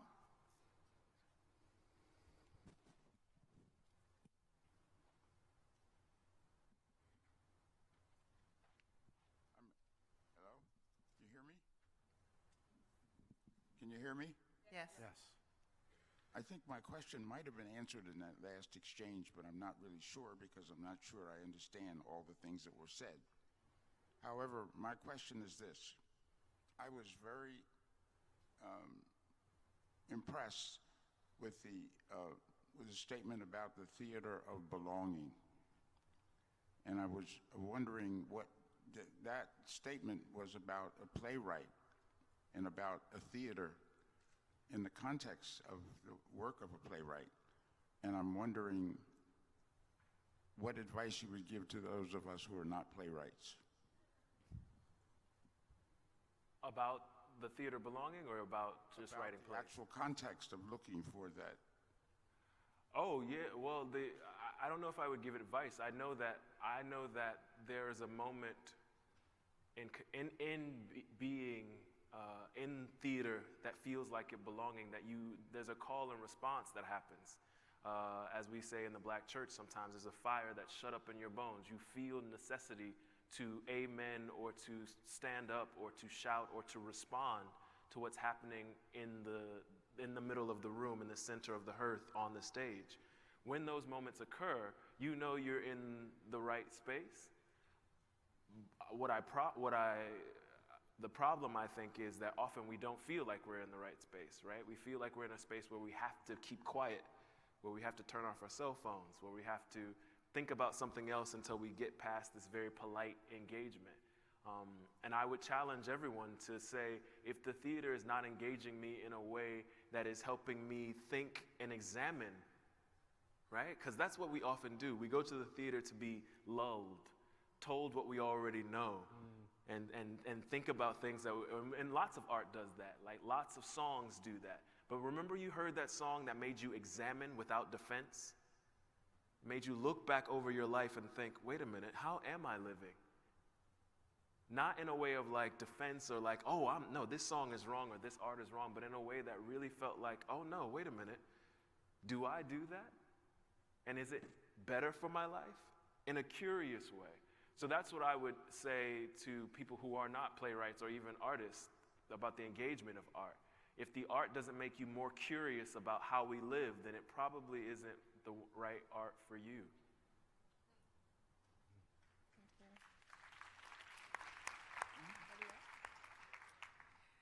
Thank you so much for all of your profound and stunning work. Yeah, I'm sorry. I have a microphone, so I started. I pointed. I'm sorry. Yes. Sorry. That's Can you rude. tell us your name too? Yes. So I'm Reverend Dr. Diane Johnson. I live here and live in El Cerrito, and I'm blessed enough to be a member of First Congregation Church of Oakland, where love is first.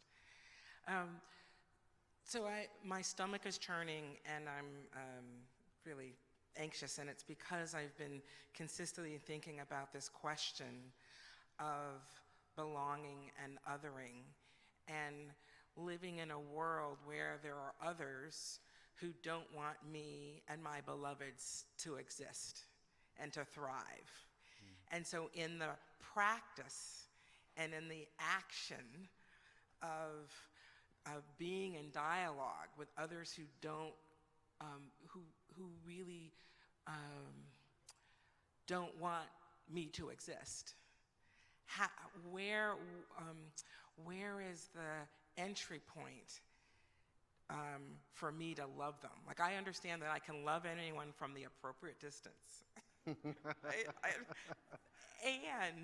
that, but this notion about, yes, but how do where is the way to figure out how to be in dialogue with those who, as far as they're concerned, in the cultural wars, we are not supposed to be here.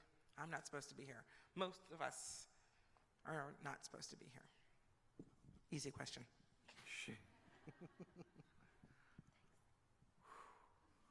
I don't actually want to take a stab at this question, but I guess I sighed too loudly. So, You did. This is the question that I struggle with as well.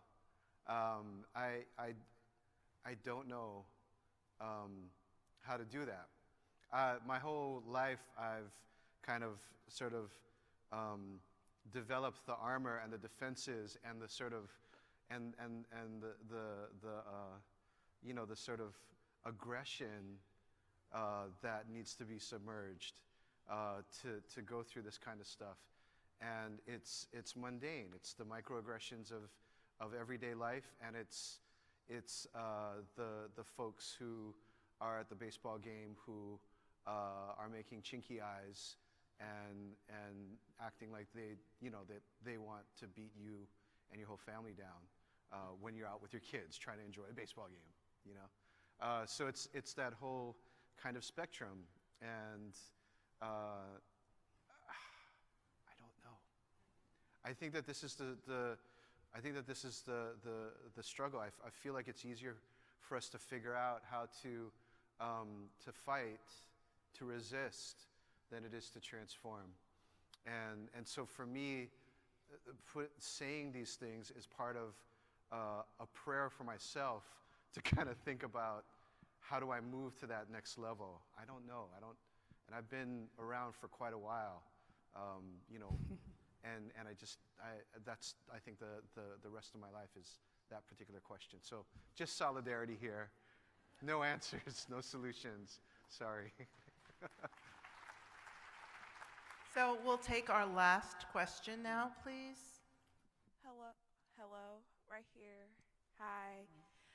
My name is Aaliyah, and I'm a rising senior at UC Berkeley Upper Bound program. And thank you. My question is for Torera. How was your experience at Yale University? As a student? Yeah, as a student. Oh, it was great. Sorry to report. In retrospect, I actually, combated some of the things. No, it's all good. Please, live. You know, in retrospect, a part of what we were talking about, or have been in dialogue about, happened. I mean, I was the only African American in the playwriting program. There were 9 of us. I was the only one the entire time I was there. But the school has gotten really good at having one. Do you see? And so I was the exception to the rule. And so anytime there was something happening, it was like, but Terrell's here, so we've got to do something. And that was really, it's interesting and unique in terms of the way we talk about othering and belonging and combating that, because again, these were the anti-black notions that I had as a child were confirmed in that way, right? I was different, and somehow the magic Negro-ness of me had to be exploded in the Yale-ness, right? And this Ivy League. And I was rewarded for that in many ways, right? And then there comes a point where you realize that no matter, even though you are amongst people who are not from your tribe, you look around and they literally they are using you as another. They are not engaging with you.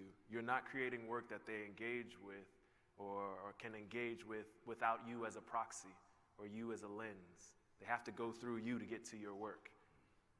They can't just engage with it because they know the place. And so that became problematic as I became a grown-ass man in the world. I thought, I mean, it's true. I thought, oh, I haven't been practicing the skill of engaging with my own community. And this is what I will say to the question before. I recognize that we want to go and talk to those people who don't want us to live. I feel like they will always not want us to live. The moment you go to talk to those people who don't want us to live, you leave the people who are most vulnerable unprotected. Right? Because your beloveds need you. You know what I'm saying? Like, and that's what I felt for a long time. I felt like I was over trying to fight a battle on this line with people who didn't need me. Meantime, my community had lost all of the nurturing that I could give. And I feel like, and so no, I shouldn't say that, you know, it's a waste. I don't think it's a waste to go and fight that battle. I don't. However, I do always want to remind us to have that in the back of our heads. The moment we leave our community to go engage them, they're winning still. So thank you. And maybe that's part of the answer is that you know, we are the majority. And if we're coming in this kind of a way and saying, we're here to shake your hand, not to fight you, not to punch you in the face, that's maybe. And some you're never going to get. Some you're just never going to get. But maybe there's some who will.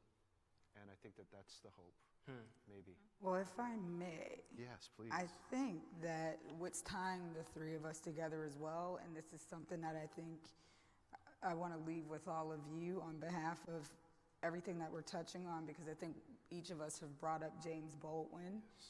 We've invoked James Baldwin in each of our talks. And so all of this reminds me of, and this is the mantra that I live by, is Baldwin's The Creative Process, written in 1962. And so I'm just going to pull 2 excerpts from it. And this has a lot to do with our roles, and not only as artists, but I think as citizens and human beings. The artist is distinguished from all other responsible actors in society, the politicians, legislators, educators, and scientists, by the fact that he is his own test tube, his own laboratory, working according to very rigorous rules, however unstated these may be, and cannot allow any consideration to supersede his responsibility to reveal all that he can possibly discover concerning the mystery of the human being.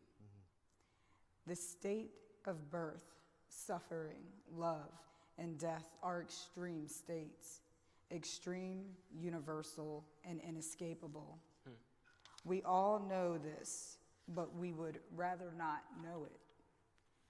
The artist is present to correct the delusions to which we fall prey in our attempts to avoid this knowledge. And I think that answers the other previous question too. what you focus on comes towards you. And I think it's very necessary and vital in this moment to protect yourselves, your culture, your heritage, your community, and everything you stand for. And the way to do it is not to be consumed or to give in to the enemy, but to really, put up that mirror that ruptures and breaks their comfort space. Amen.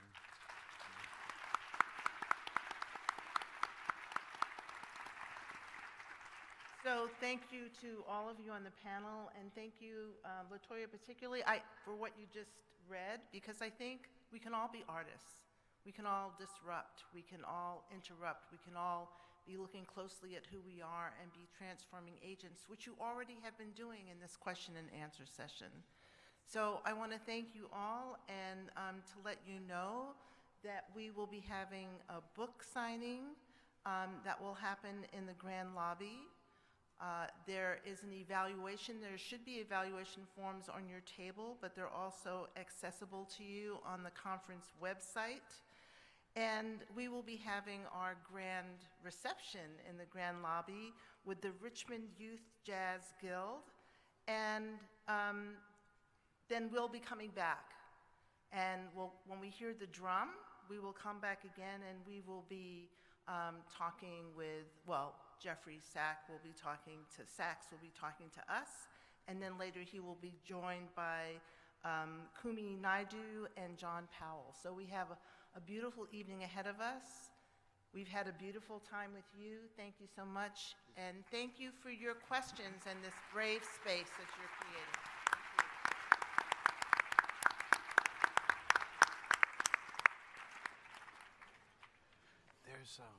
There's an interesting piece too that I should share with both of you.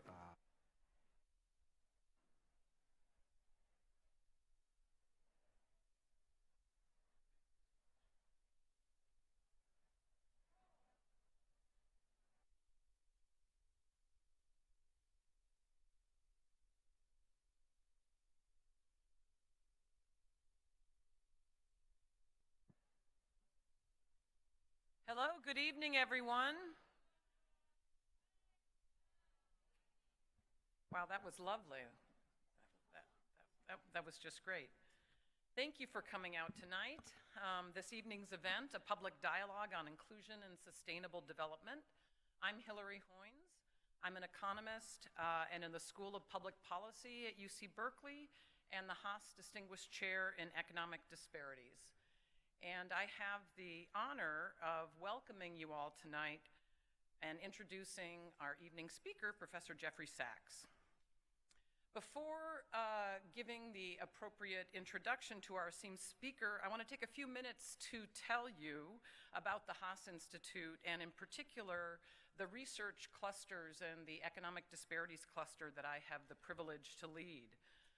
So as many of you most likely know, the Haas Institute is part of the UC Berkeley Initiative for Equity, Inclusion, and Diversity, and is made possible in part from a generous gift from the Evelyn and Walter Haas Jr. Fund. And the Haas Institute is organized into 7 research clusters and draws upon Berkeley's incredible multidisciplinary research excellence and history of engaged scholarship. So I am the faculty lead of one of these 7 clusters, called the Economic Disparities Cluster. And this cluster consists of faculty from more than 8 departments around the campus, from economics and sociology to African American studies, city and regional planning, and geography. And the faculty in the Economic Disparities cluster address issues around economic inequality and the economic, political, and social consequences of socioeconomic status, race, ethnicity, and other factors. So with this background and introduction to the Economic Disparities Cluster, I welcome you all here tonight, and I have the great pleasure of introducing our speaker, Professor Jeffrey Sachs.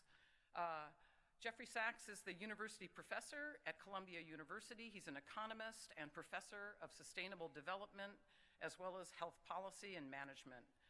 He's currently the director for the Center for Sustainable Development and a special advisor to the United Nations Secretary General, both current and past Secretary Generals.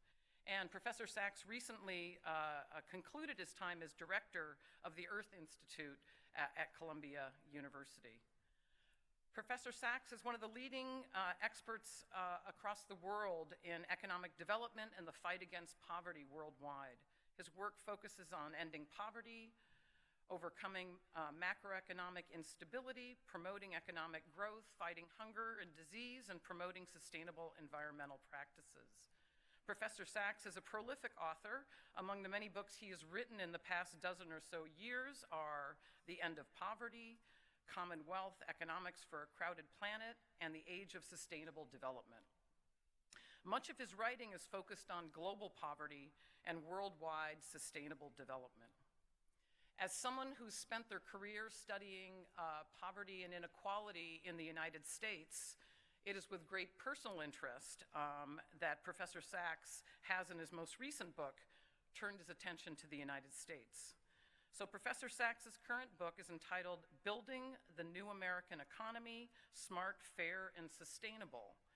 And the book charts a better course for American public policy based on long-term societal objectives around the concept of sustainable development.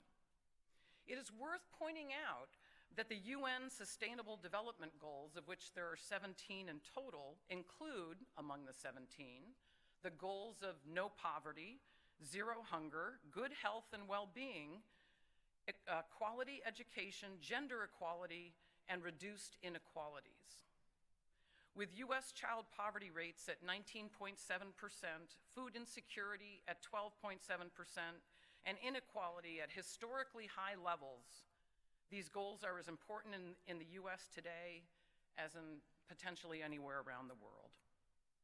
So the roadmap for this evening is that Professor Sachs is going to give some remarks, and that is going to be followed by a lovely conversation in the chairs to my left.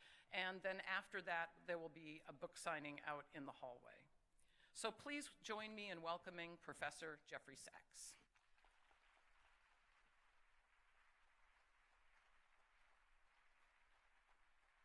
So nice. Good evening, ladies and gentlemen. Thank you so much for having me and letting me join this very, very wonderful and very important conference, and very timely. Donald got his 100 days. Now he can go home. Now it's our turn. That's what I figure. Wow, what a mess. I think that the right thing to realize is almost anything he says, do the opposite. It is probably the one measure of consistency. And maybe a core of my remarks is to just put us on notice about what's coming with this tax fight, because this is the most disgusting and outrageous part of the whole agenda. Trump and his cronies dream of nothing more than cutting taxes for the rich and leaving a massive, massive debt on young people without the slightest care of how to pay for it, except by what they can get away with taking people off of health insurance and any other cuts in government spending. And so we have a real mobilization issue that is going to be a very important one and a very tough one. And I think that this conference is really not only crucial in all its topics, but is a good warm-up for the big fights ahead. Fortunately, the guy is so incompetent he can't put forward a coherent idea. And that is our saving grace so far.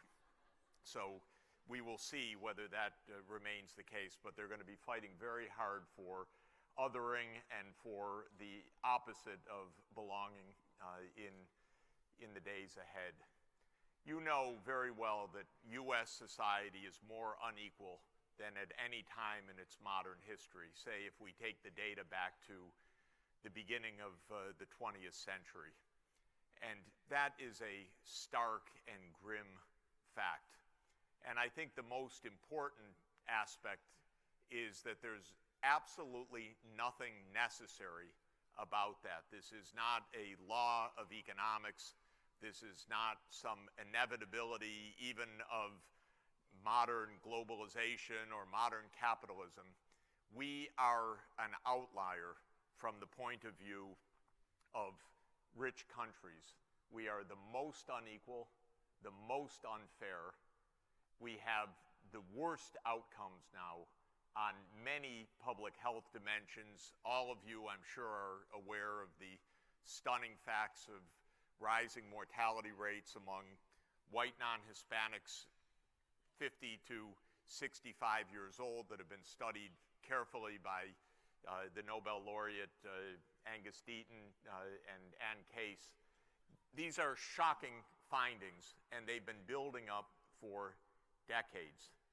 And a lot of that has to do with the theme of othering, because that is definitely America's weak spot. Let me explain just for a moment. Market economies, if you let the economies run as they would through market forces and kind of somewhat normal politics, do not produce fair outcomes.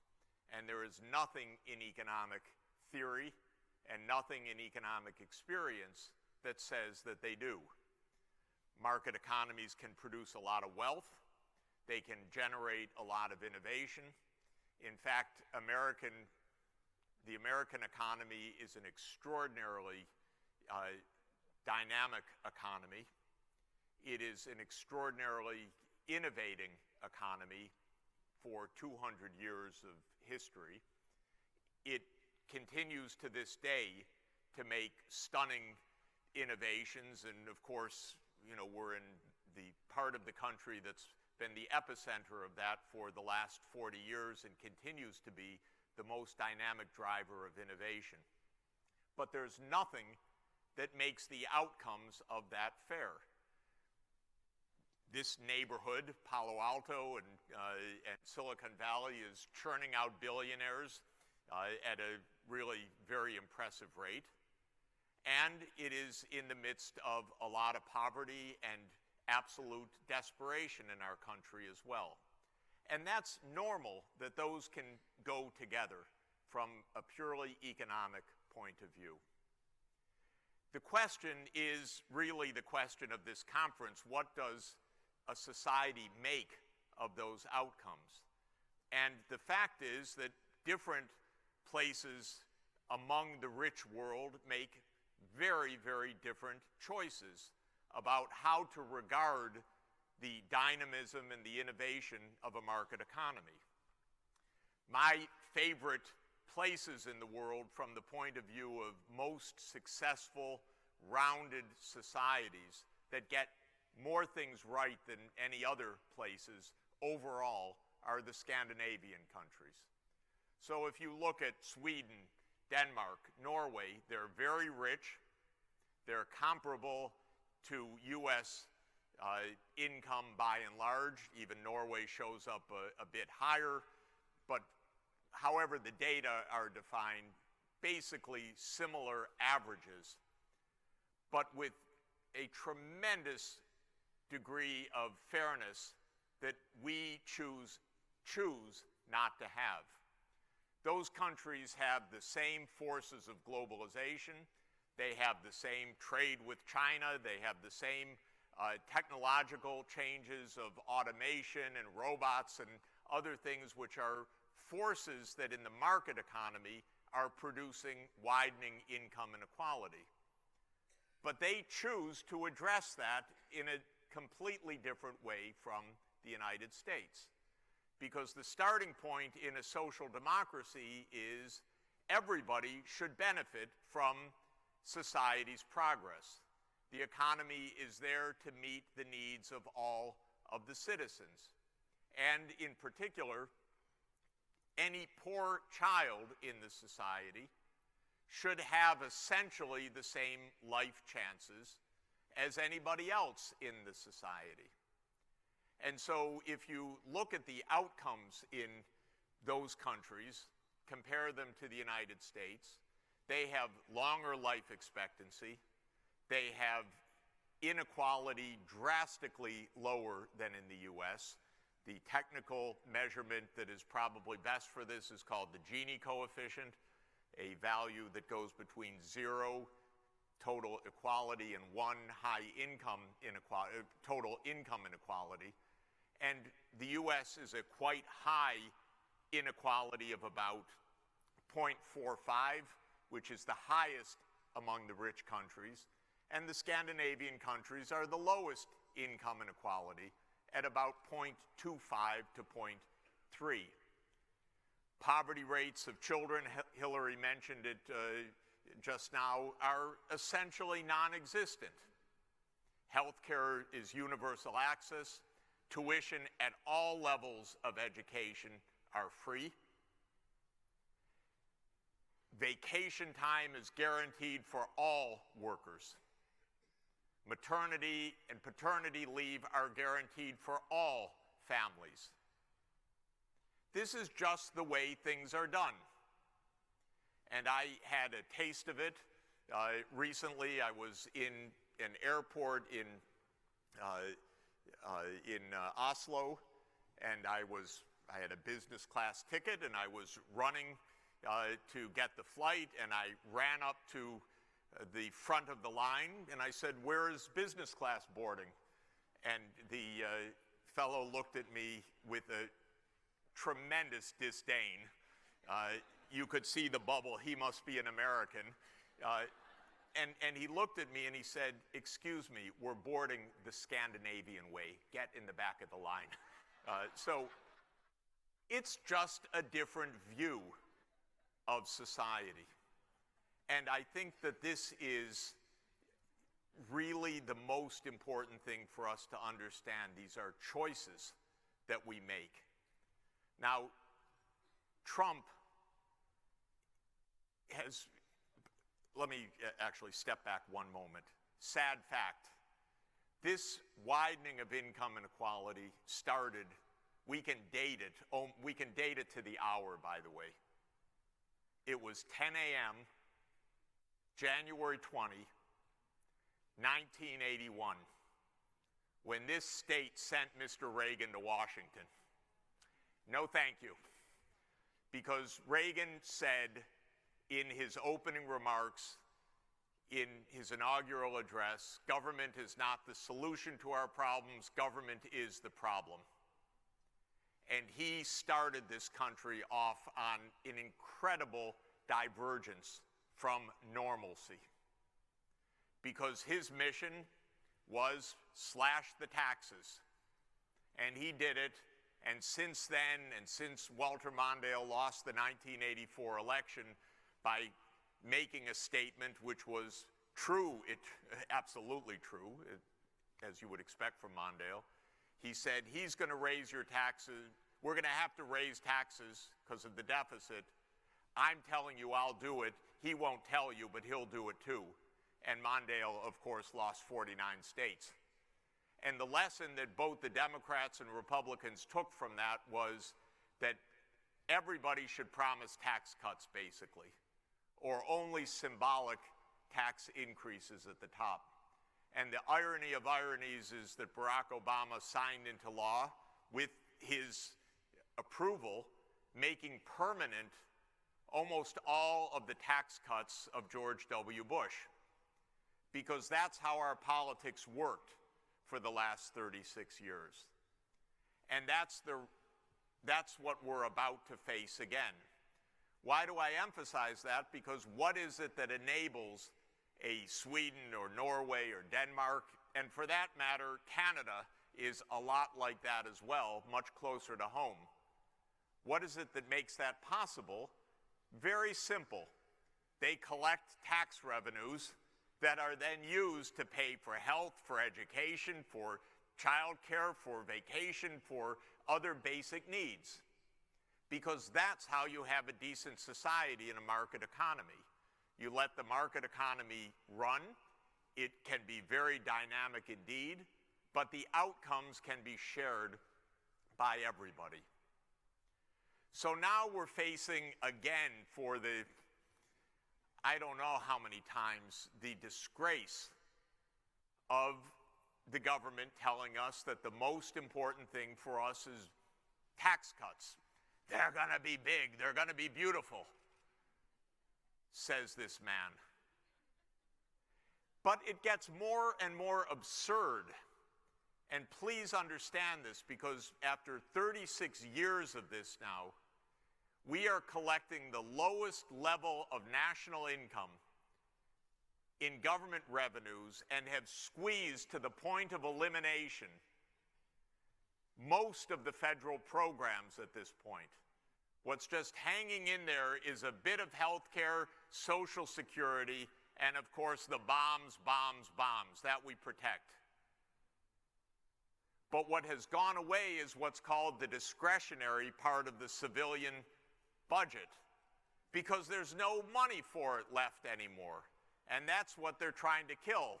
And in the Republican fantasy world, they want to kill even the core of health care and the core of Social Security as well. Because if you don't collect taxes, you cannot have a decent society. So to give you the numbers, we are collecting at local, state, and federal level about 32% of national income in taxes. At the federal level, it's 18%. If you look at Norway or Sweden or Denmark, they're collecting 50%. And that difference, roughly 15 to 20% of GDP, is what makes possible decency. It is what makes possible social mobility. It's what makes possible modern infrastructure that doesn't collapse. It's what makes possible a green economy rather than the phony, polluting, extraordinarily dangerous economy that we're still living in this country, and doing profound damage to the rest of the world also, because there's no money to make the conversion in the government budgets. So that is really the difference. And the evidence is overwhelming that you get what you pay for in economics. It may be the only law of economics. And we're getting what we're paying for. The rich have walked away from responsibility. The mega gazillionaires are, I don't know what you do after your first $10 billion. What is the point? I'm sure that for each of us, even $2 billion is enough. So what are they thinking? And why are they fighting so hard to wreck our country and do so much damage to vulnerable people? And why the obsession of cutting the taxes? Why the obsession of cutting the taxes when the report comes out on the health bill that they're going to try again to do that says 26 million people will lose their health care coverage, and all you get is a shrug of the shoulders from Speaker Ryan? That's pathetic. That isn't even...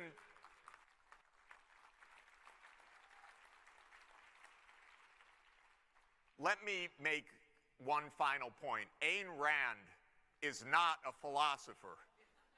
All right? She was a miserable woman. Honestly, there is a theory of philosophy that you look at the quality of the philosophers' lives.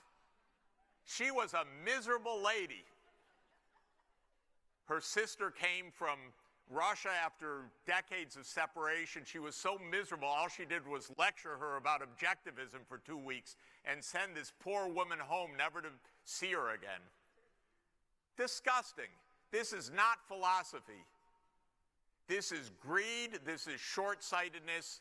This is othering. This is what's ruining America. Thank you.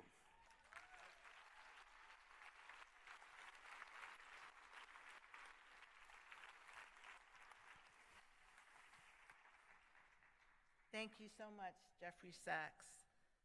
So in a moment, Jeffrey will be joined by Kumi Naidu and John Powell. So, you know, part of what I'm doing is I have this great pleasure of reading people's bios. And when I read Kumi Naidu's bio, and he was born in Durban, South Africa, I found that he's been a human rights activist since he was 15, and he became involved then in anti-apartheid activities and violence against women. But this is the part that I liked. The work is fantastic, but he got kicked out of high school for doing the right thing, and he's still doing the right thing. He's been involved in neighborhood organizing and youth work in his community and mass mobilizations against the apartheid regime at that time. And of course, he was arrested many more times.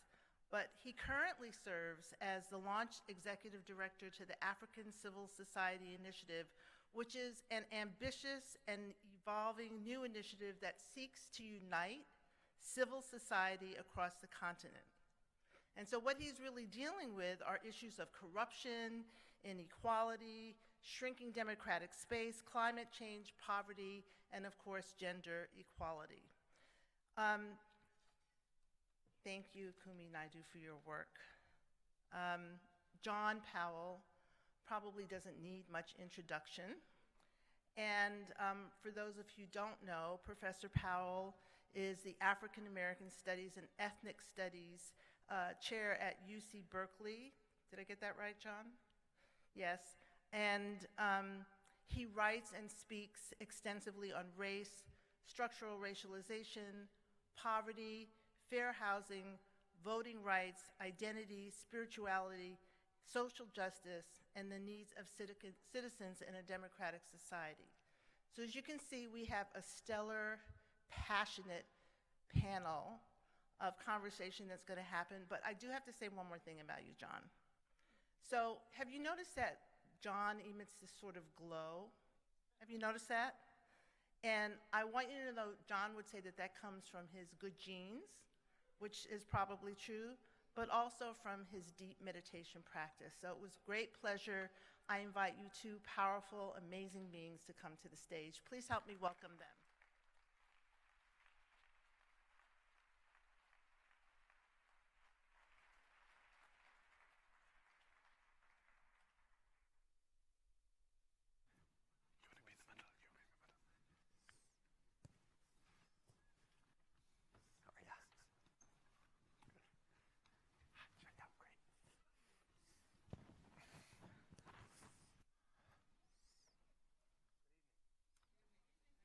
So I'm going to start off, and I read Professor Sachs' latest book, and as I was going through it, I read a lot of his stuff, and I think I noticed a change.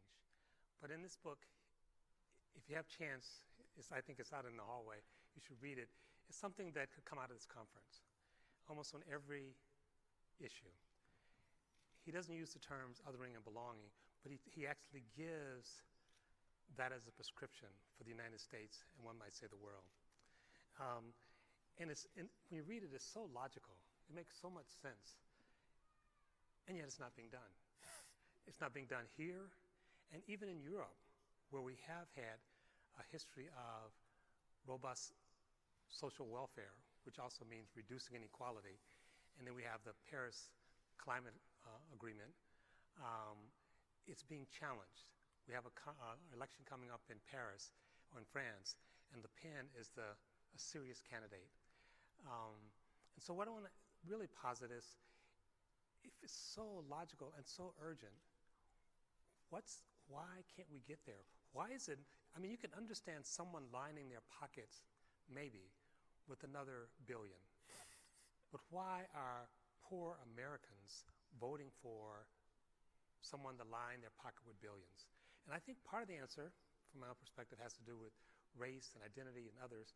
But I want you to grapple with that a little bit, Professor Sachs. And let me just mention also, for those of you who don't know, Kumi was also the executive director of Greenpeace International, which is, if you don't know, it's the largest environmental organization in the world.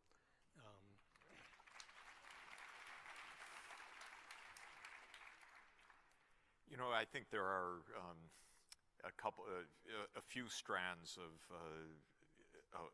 this American weirdness and the direction that we've taken.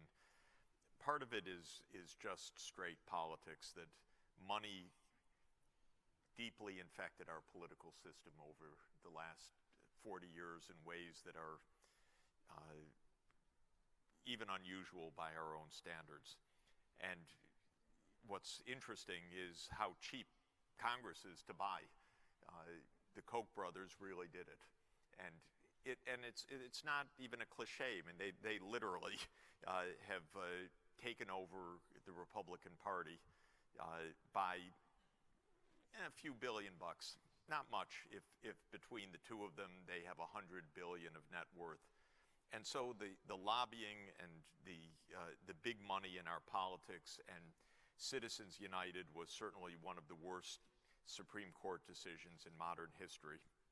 A disgrace. And really, when you read it, also shockingly disgraceful, because the opinion says that letting loose corporate money won't undermine confidence in government. So totally phony claim by the Supreme Court majority in that. So money is one thing. Of course, racism has been a core challenge for everything about social democracy in America for our whole history. And we know from both common sense and American history and lots of careful empirical studies that race has been played as the great divide of working class and poor people, of course, throughout our politics. And when Johnson signed the Civil Rights Act, he famously said, well, there goes the South for a generation in the Democratic Party. And he just had the dates wrong because it was 50 years since then. And that was absolutely a response by race. And many political scientists have shown that states in the U.S. with higher minority population, African American and Hispanic, raise less revenues and distribute less revenues, because the other is always lurking there. And the mentality is, well, I'm going to be poor, but I'm not going to give it to them. And so that has been absolutely a part of this. But it's also important to remember that we've had our moments in America where we did better, much better. And really, we had a great run in a certain way. I mean, it was disasters and many, but a great run politically from FDR through Johnson on the domestic side, where there was really a tremendous amount of progress in making America a much more fair society. And we happened to watch a skit, my wife who's here, and I watched a skit of Mort Sahl, the comedian, from 1968, explaining politics. And it was shocking because he said social democracy, and he put that in the middle of the political spectrum. Now we don't have anything. Social democracy so far to the left of our two mainstream parties, except for Bernie, that it's amazing that in '68 you could talk in a completely different direction. So America definitely went right. It wasn't completely ingrained. We shifted, and the Reagan era till now was that shift. And then there's one more factor, which is the one you raised, and an extremely crucial one, and it's the othering of migration and refugees. And it's just amazing to watch. Even in the Scandinavian countries, you have the right-wing populist Trump-style parties. And Trump's argument, when you ask, why do people in working-class people in Detroit, my hometown, or in the Midwest vote for him? One thing to remember is, of course, in such a grotesque, obvious, and false way, he played the other card on everything. And everything that he said, it came down to one basic point, which is, why are you suffering? Well, that's easy. Mexican rapists, Muslim terrorists, and Chinese currency manipulators. That works. Not as an explanation of anything. Nothing could be more bizarre from an economic analysis point of view. There isn't anything in any of that that has any hope of doing any good, period. It's all bullshit, everything. But it can work once for a demagogue. And it's dangerous, of course, extremely dangerous. And I think that this is, if I could just, I'm sorry to talk too long, but one last thought. I gave some lectures in February about ethics and economics, basically complaining about how our field lost any contact with moral theory and moral reasoning over a basically more than 100-year period. And so in studying this, in preparing, I was really quite taken by my guru, E.O. Wilson, the biologist, his observations about the lessons of evolutionary psychology, what we've learned. And the basic claim, and I just wanted to put it on the table because I think it's worth really pondering and discussing, is that human nature has both the belonging and the othering side to it inherently. And, you know, I think religions have understood this and theologians have understood this, and the evolutionary psychologists argue now that in our evolutionary makeup, meaning our deep human history, the belonging is the belonging to our group, and the othering is the fight of our group against the other groups. And the claim is that in that long period of Homo sapien evolution on the African savanna, where we all derive our human nature, that we had a dual process of being able to develop wonderful altruism, but almost always primed by group membership. And we have this unbelievable capacity for evil, for violence, for nastiness, for susceptibility to demagoguery that's also deeply part of our human nature, because the group solidarity was in the service of war with other groups. And so we are very vulnerable, obviously. That is the theme of the meeting. We're very vulnerable to othering. But my sense is that it's deep within us, and therefore it has to be brought absolutely relentlessly to our attention, to our awareness, through education, through practice, through mentoring, through great leaders that are moral leaders, because it's not going to be instincts that are going to get us there. And I think that that's what Trump played on once. It's so bad as economics, it's so disgraceful and disgusting, and as humanity, because you can't even watch the guy without watching that evil sneer of his. But he's playing on something, unfortunately, that is real and deep. Thank you. So I'm going to let Kumi pose the question, but the people who are the technical people, we have feedback on the mics, so I don't know if you can fix that. But anyway, Kumi.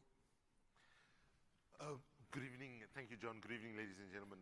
Can I just first correct the title that I was introduced by, but it's a reflection of the moment that we live in, because a few months ago the initiative was called African Civil Society Initiative, but in this very dynamic moment of change, the movement that I represent here is Africans Rising for Justice, Peace and Dignity.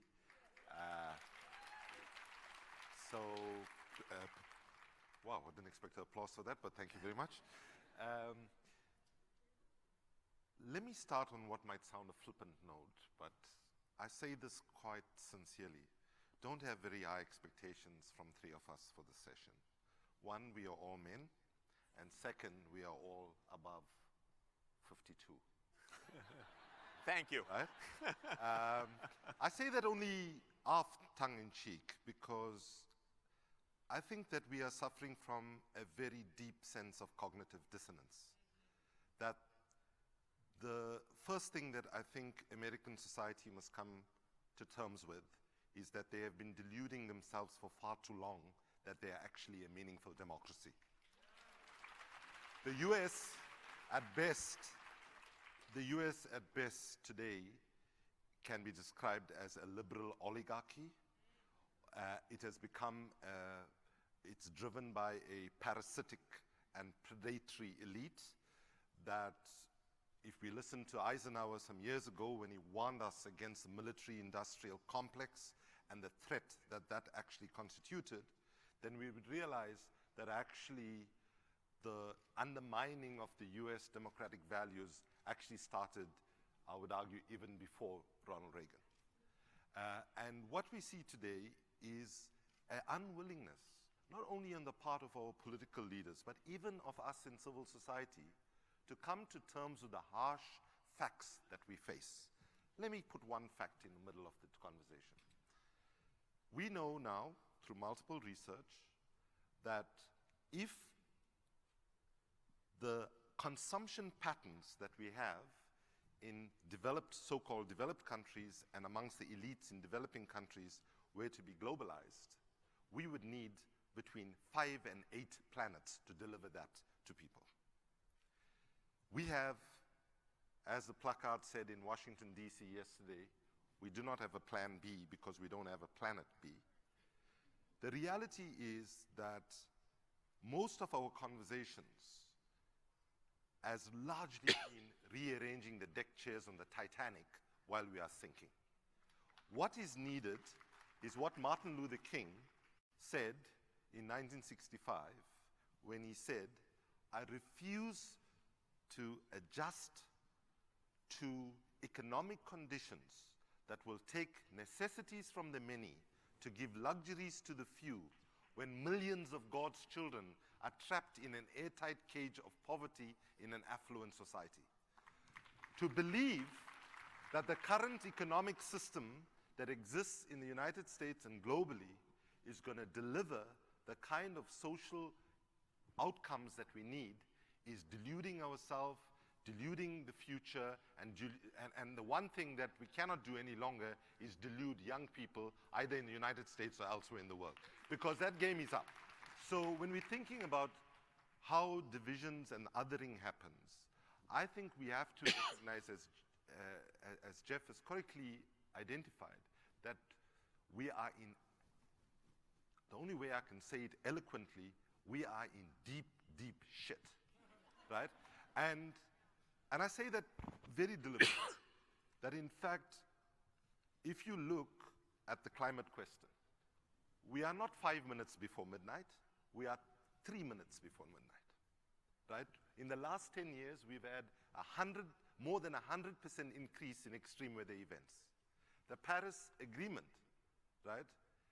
Just so you are clear, all the Paris Agreement did was give us a chance to fight for another, to live to fight for another day. The Paris Agreement is inadequate. It has many problems. There are so many loopholes there. You can fly Air Force One through it, and so on. Okay? So within that context, I think we now have to be recognizing that some of the fundamental broad narratives, structures, systems, procedures that we called democracy is a real problem. And if I can make one last point, John, you know, when I encounter anti-American sentiment in Europe, especially during the Iraq War, I used to do a little bit of an experiment. I used to ask everybody in the audience, how many of you have seen CNN International? And almost everybody would put up their hands. Then I'll ask, how many of you think CNN International is a left-wing radical or particularly progressive news source? Everybody's hands goes down, right? And then I say to them, do you know that the citizens in the United States do not see CNN International? They see a more conservative brand of it called CNN or CNN Headline News, but actually in the political continuum within the United States, CNN is on the left of the political spectrum. So I give that to actually say that I have a lot of sympathy for the majority of American people that get manipulated. You know, as Nelson Mandela told us, that the struggle against that we were engaged in was not against white people, but it was a system of white economic exploitation, and that we needed to recognize that white people themselves were actually oppressed by a barrage of misinformation systematically built up over time. So my solution, what I would have to say that if we are going to actually recover things here, we need to look at how do people receive their information? How is public consciousness molded? And quite far too often we focus more on our governments use the repressive state apparatus to control us, army, police, formal laws, and so on. And often in our analysis, we undermine how the ideological state apparatus is used, the framework for religion, the framework for schooling, and particularly the framework for media. So if we want to change things, one, we have to understand how consciousness and public awareness is created. Secondly, we have to recognize that the democratic systems that we have right now as the form of democracy without the substance of democracy, and it's a charade, and we need to look at how we reform and go back to basic principles. And thirdly, we must be brutally honest with ourselves. The current economic system that we are often afraid to challenge is broken, it's unjust, and must be radically transformed.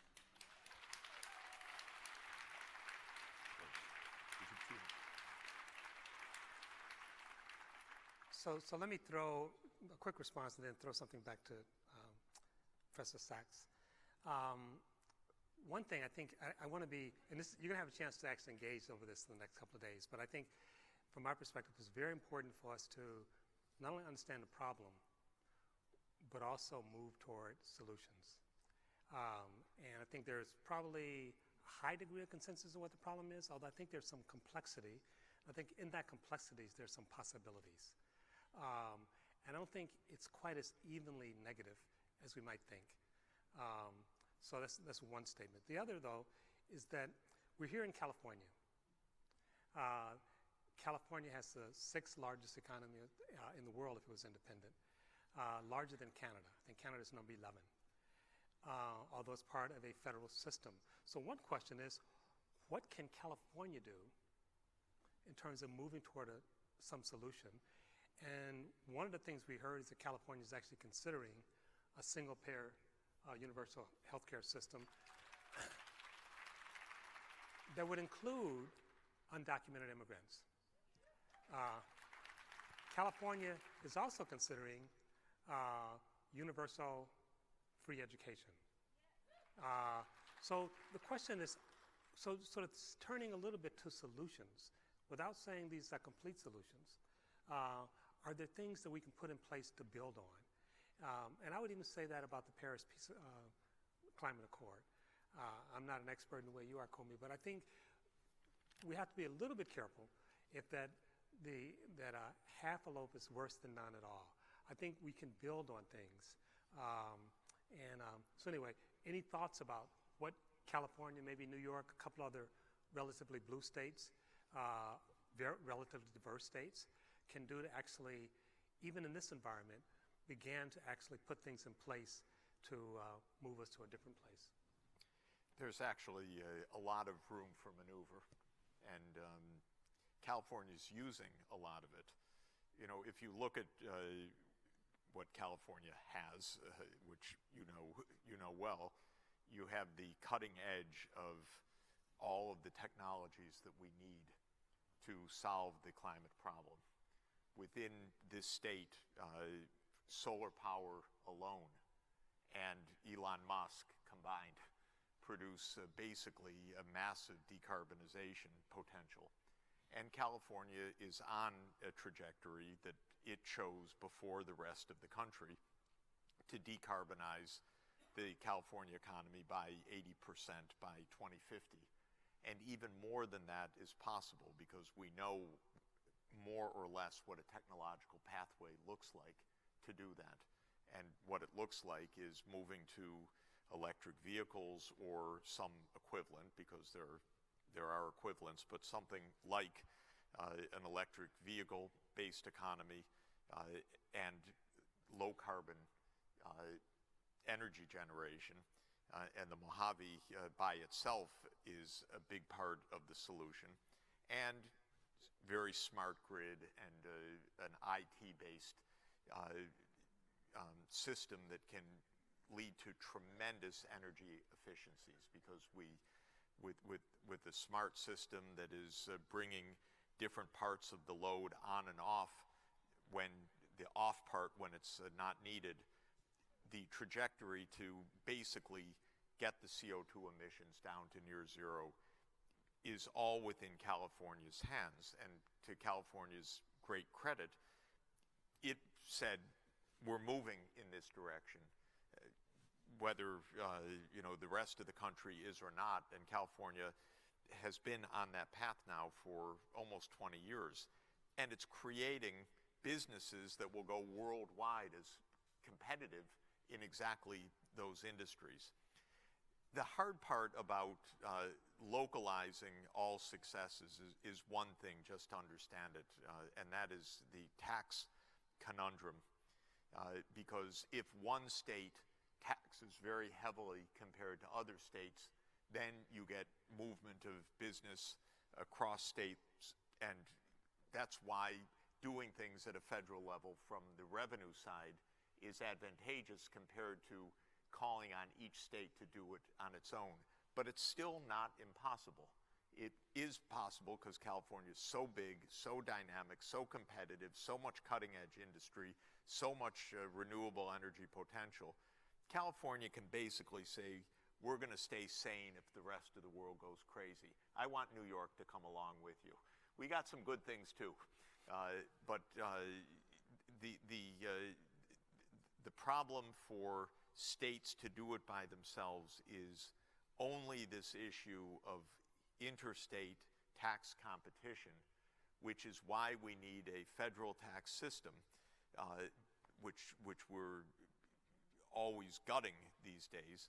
But putting that aside, states have much more ability to move, especially the major states, large populations and a major technology and industrial base. So I think it's a very well taken point. So I think we're out of time. I just want to pose just one quick question, and I'd also give Kumi a chance to make any last comments. California and New York, both blue states, are also two of the most unequal states in the union. So it's like, even though there's all this progressive possibility, there's also rampant inequality in our schools, in our income. So I don't know if you have a quick thought about that. And Kumi, I want to also give you a chance to make a comment. Thanks, John, for raising the inequality issue, because one of the SDGs is, in fact, reducing inequality. And I would argue that the problem with the SDG package is there are a lot of inconsistencies. If you push on the growth target... Tell people what SDG is. Oh, sorry, the Sustainable Development Goals that Jeff referred to in his comments. So, if you push the growth goal, then in fact you bust your carbon budget and so on. But I would posit that the issue of addressing inequality, if we do not do that within the Sustainable Development Goal package globally and in different national contexts, if we don't address inequality, forget the rest of the goals. They're just not going to happen. Second quick comment about what I think about progressive interventions by a relatively progressive state like California, the examples you gave on education and healthcare. I think I would encourage it, right? Notwithstanding what Jeff said about it's hard when you're trying to do it in one subnational context. But I think that, if you look at the history, where there's political will in certain spaces, people must go for it and push it as far as we can. And I think that as an outsider looking at the United States, it seems like there are several countries in the United States, but the East Coast and the West Coast, which are outward-facing parts of the United States, tend to be relatively more open and progressive and so on. So I think if California seriously went down this road, we should not rule out the fact that other Western states, and you're seeing some of the most progressive things happening on marijuana reform, on gay marriage and so on, happening in some of these states. So I think it should not be seen as isolated for itself, the roll-on effect. And basically people are hungry for examples of progressive things that work, and to create it in any space, I think that gives us a vision of what can be possible. The Paris thing. I just want to clarify. I'm glad you raised that. Let me just be very clear. The Paris Climate Agreement is the best thing we have on the table right now. I make the point about it being so far from perfect to make the point, even this imperfect compromise deal where the US had far too much influence in its outcome is something that this crazy person you've put in the White House is determined to kill, right? So understand that if this deal, weak as it might be, but the best we could get that the politics would allow us to offer gets destroyed, then we are seriously in a hopeless situation. So I would like to appeal to people, to understand, and maybe to just end on if I can end on a positive note. You know, Why not? People like me, sorry, you're going to regret having laughed at that.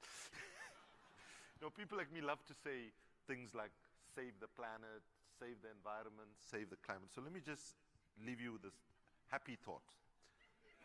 The planet does not need saving. The planet is absolutely fine because the logical consequence of us continuing on the overconsumptive path that we are on, that is dependent on oil, coal, gas, and other polluting economic activity, what will be the end result? We'll warm the planet up to the point where our water runs dry, our soil gets destroyed, we don't have food, the planet is too hot, and ultimately, we will be gone, the planet will still be here. And truth be said, once we become extinct as a species, the oceans will recover, the forests will replenish, and so on. So don't worry about saving the planet. Don't worry about saving the planet. Understand the struggle that we are engaged in is whether humanity can fashion a way to coexist with nature in a mutually interdependent relationship for centuries and centuries to come. Put differently, the struggles that we are now must be engaged in is a struggle to ensure that we secure our children and their children's future. And however difficult the systemic and structural changes that we need to make, we must have the courage in the political will to make it, because there's nothing more important than safeguarding the future of our children and their children and future generations. Thank you.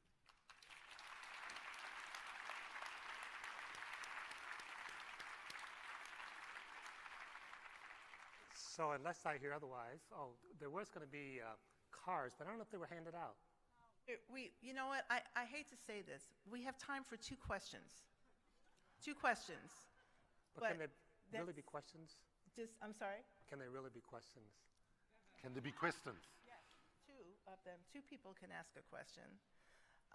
And so if you have a question, I think there's a mic person over here and maybe one over here.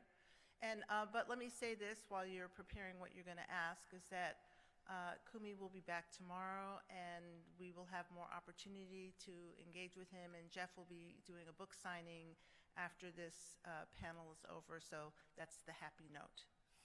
You'll have more time to talk to them. So, question, please stand up and say your name.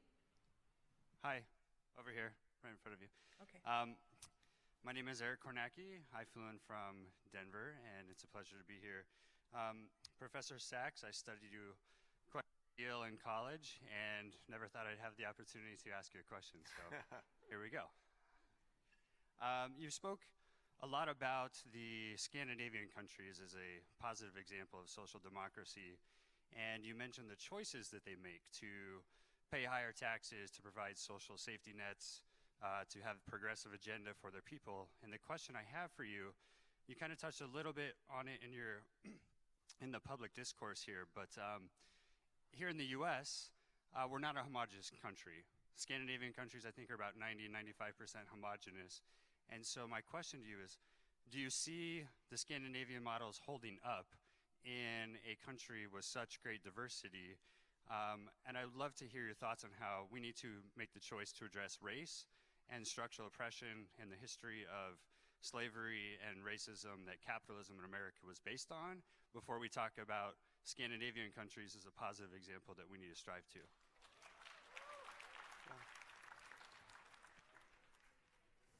I think what you learn from looking at the other countries is what our options are.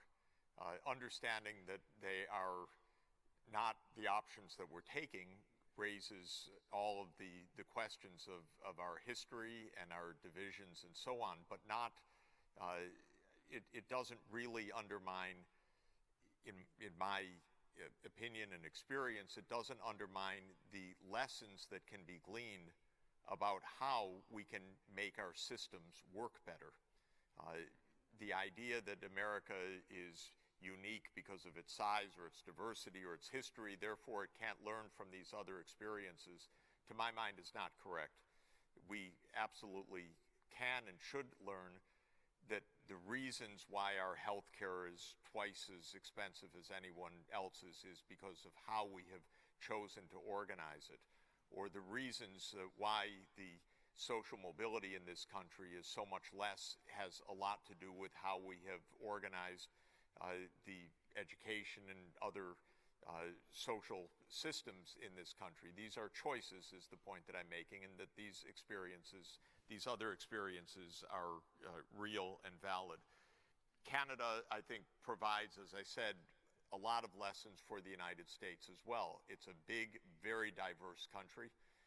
It doesn't have the same history exactly, of course, but it is a country managing its diversity a lot better than the U.S. And diverse or not, a single-payer health system is going to be a lot better for us than the mess that we have. We have the mess, not, by the way, because of our diversity, but because of the lobbying of the healthcare industry. Of course, it's also exacerbated by the willingness of our society to, or it's parts of our society, especially the powerful parts, to tolerate a great deal more inequality. But let me say one more point, if I may. What you also learn from other countries that are functioning a lot better is that there's nothing automatic in their successes. The ones that I'm pointing out work very hard to achieve their successes. They analyze problems. They have white papers of government policy. They debate these issues with extreme concern and seriousness. And we don't. Our politics are not only broken in the social relations, they're broken in the institutional mechanisms. If you look at this recent Obamacare repeal, it's shocking from simply a process point of view. What do I mean by that? Well, we know that the Republican plan was kept in a safe, so that, God forbid, another American should see it, until one day it was released. The next day it was voted out of committee without a single word of testimony by anybody. And then 3 committees passed it in a completely rigged way, and then it was so god-awful that it stalled. But the mindlessness of that process should be appreciated, this was not deliberative, this was not analytical, this was not transparent, this was not discussed. This is a full-fledged breakdown of the most basic aspects of rational policy making. So the issues that we're talking about are complicated issues. They are not simple issues. Making an energy transformation, managing a healthcare system that's nearly $4 trillion right now in annual costs. These are not simple. They have solutions, but they require analysis, science, which is why the march last week. They require process that's completely different. Legislation should not be written by lobbies. Legislation should not be written in back rooms. And so the process part is something that we also should learn from the better performing and better governing countries right now because we've lost even the most basic aspects here of rational deliberation.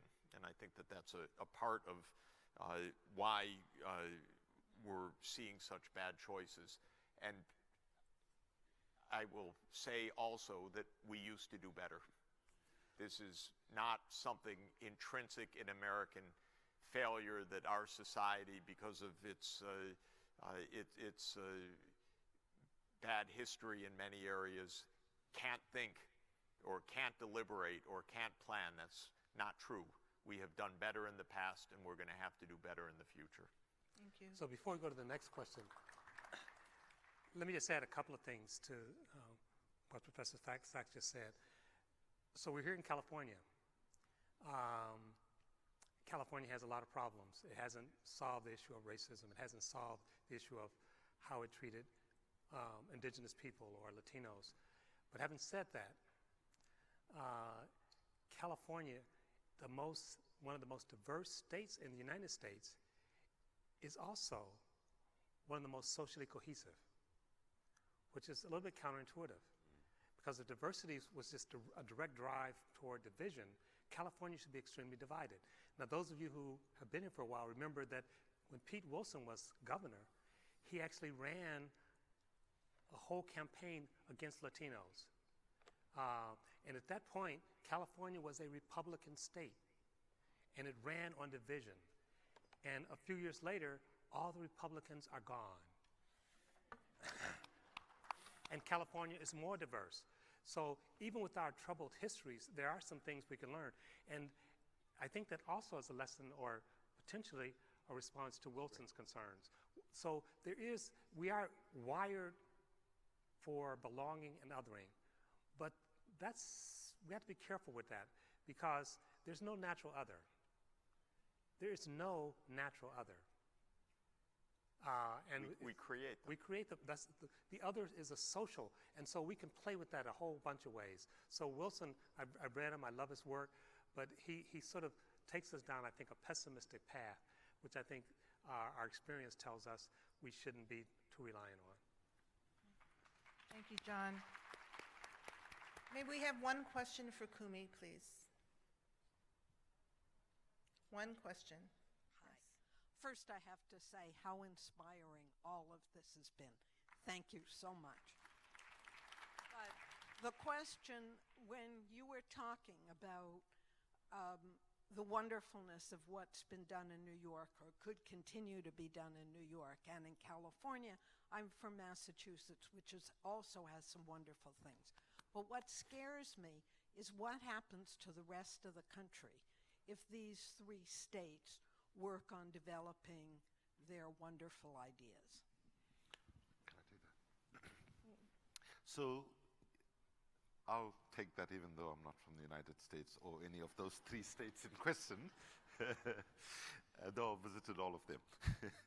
So I think we're at a point now where what is needed is not simply out-of-the-box thinking, but we actually have to take the box and throw it away altogether and press the reset button in some of our fundamental constructs about economy, about society, about health systems, education systems, and so on. So I would not be discouraged about the fact that there are at least some bright spots. If I can use a very bad reference to George Bush, when he said 1,000 points of light, right? So the fact that we got a couple of lights, real lights, not like, I think let's bank that, let's harvest that, let's encourage that, and let's try and create as many spaces for new ideas, new thinking, new innovations to emerge. And I think that it's a tragedy that many parts of a big country like this might not be on board, but don't underestimate the power of imitation, the power of people wanting to replicate things that work. I'd like to this is the last chance, I'll just make a couple of concluding comments. I think I wanted to agree with Jeff when he said, do not underestimate how difficult and complex these systemic and structural changes might, are.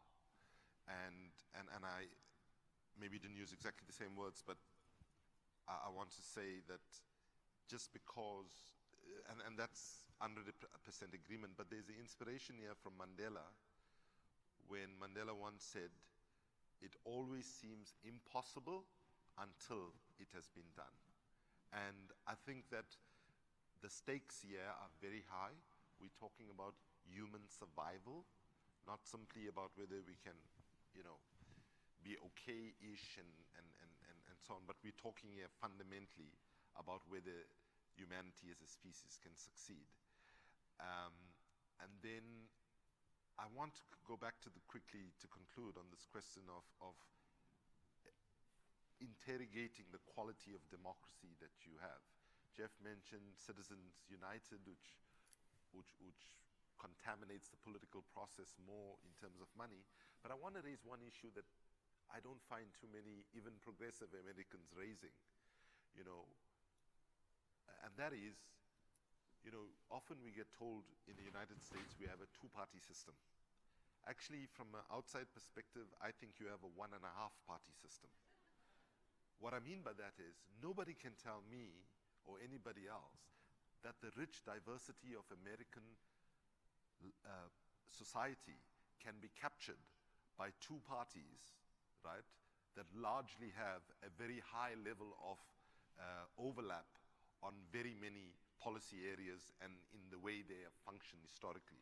For us in the developing world, let's say, there is very little distinction between what Democrats do and what Republicans do. So I would urge you to think about a more fundamental resurgence and investing of a broader, deep conversation of what does it take to give full expression to democratic will and democratic diversity that the American people constitute. And I'll leave you with one last thought from Albert Einstein, who said the definition of insanity is doing the same thing over and over again and expecting to get different results. And I think most American politicians and most business people in the United States and globally, including people like myself who've been on the activist side, if we're brutally honest, we all are pretty insane. We really need to start doing things in a fundamentally different way because it's not been working for the majority of people on the planet for a very, very long time. Not just with Trump, not just with Brexit, and not just with some of the recent catastrophes that we've had. Thank you.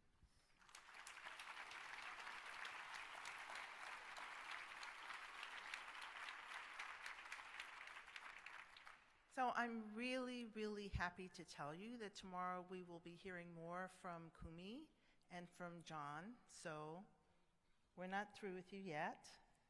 And I thought perhaps Jeffrey Sachs would like to say a few closing words since you will be leaving us. And I want to let you know that will be a book signing for Jeffrey Sachs in the Grand Foyer when we are completed here. And I will also let you know that we'll be saying goodnight when this is completed. We'll get a final statement from you, sir, and I'll come back and say goodnight to you. Well, my final words are very simple. Thank you very much for this wonderful gathering, and I will see people outside. I've tried in this little short book to talk about some of the practicalities of how we can get to some quite ambitious outcomes. Our country is filled with talent. We are not deploying it to solve our problems properly, but if we do choose to do so, we certainly have the talent to do it, and I try to write about that in the little book. And maybe one word, John, on Wilson and human nature. I also agree with you. We make up problems. We make up the other. This is part of what we know, how easily primed we are.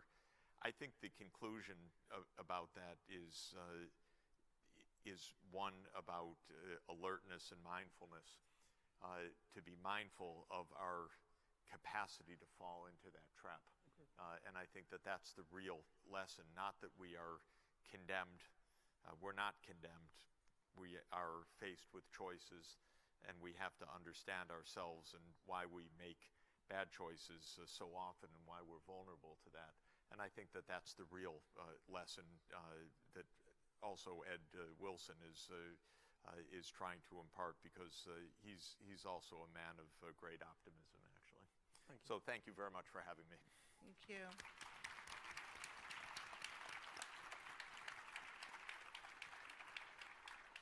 So tomorrow is Labor Day, and we will be having an amazing time together talking about movements and how it is that they,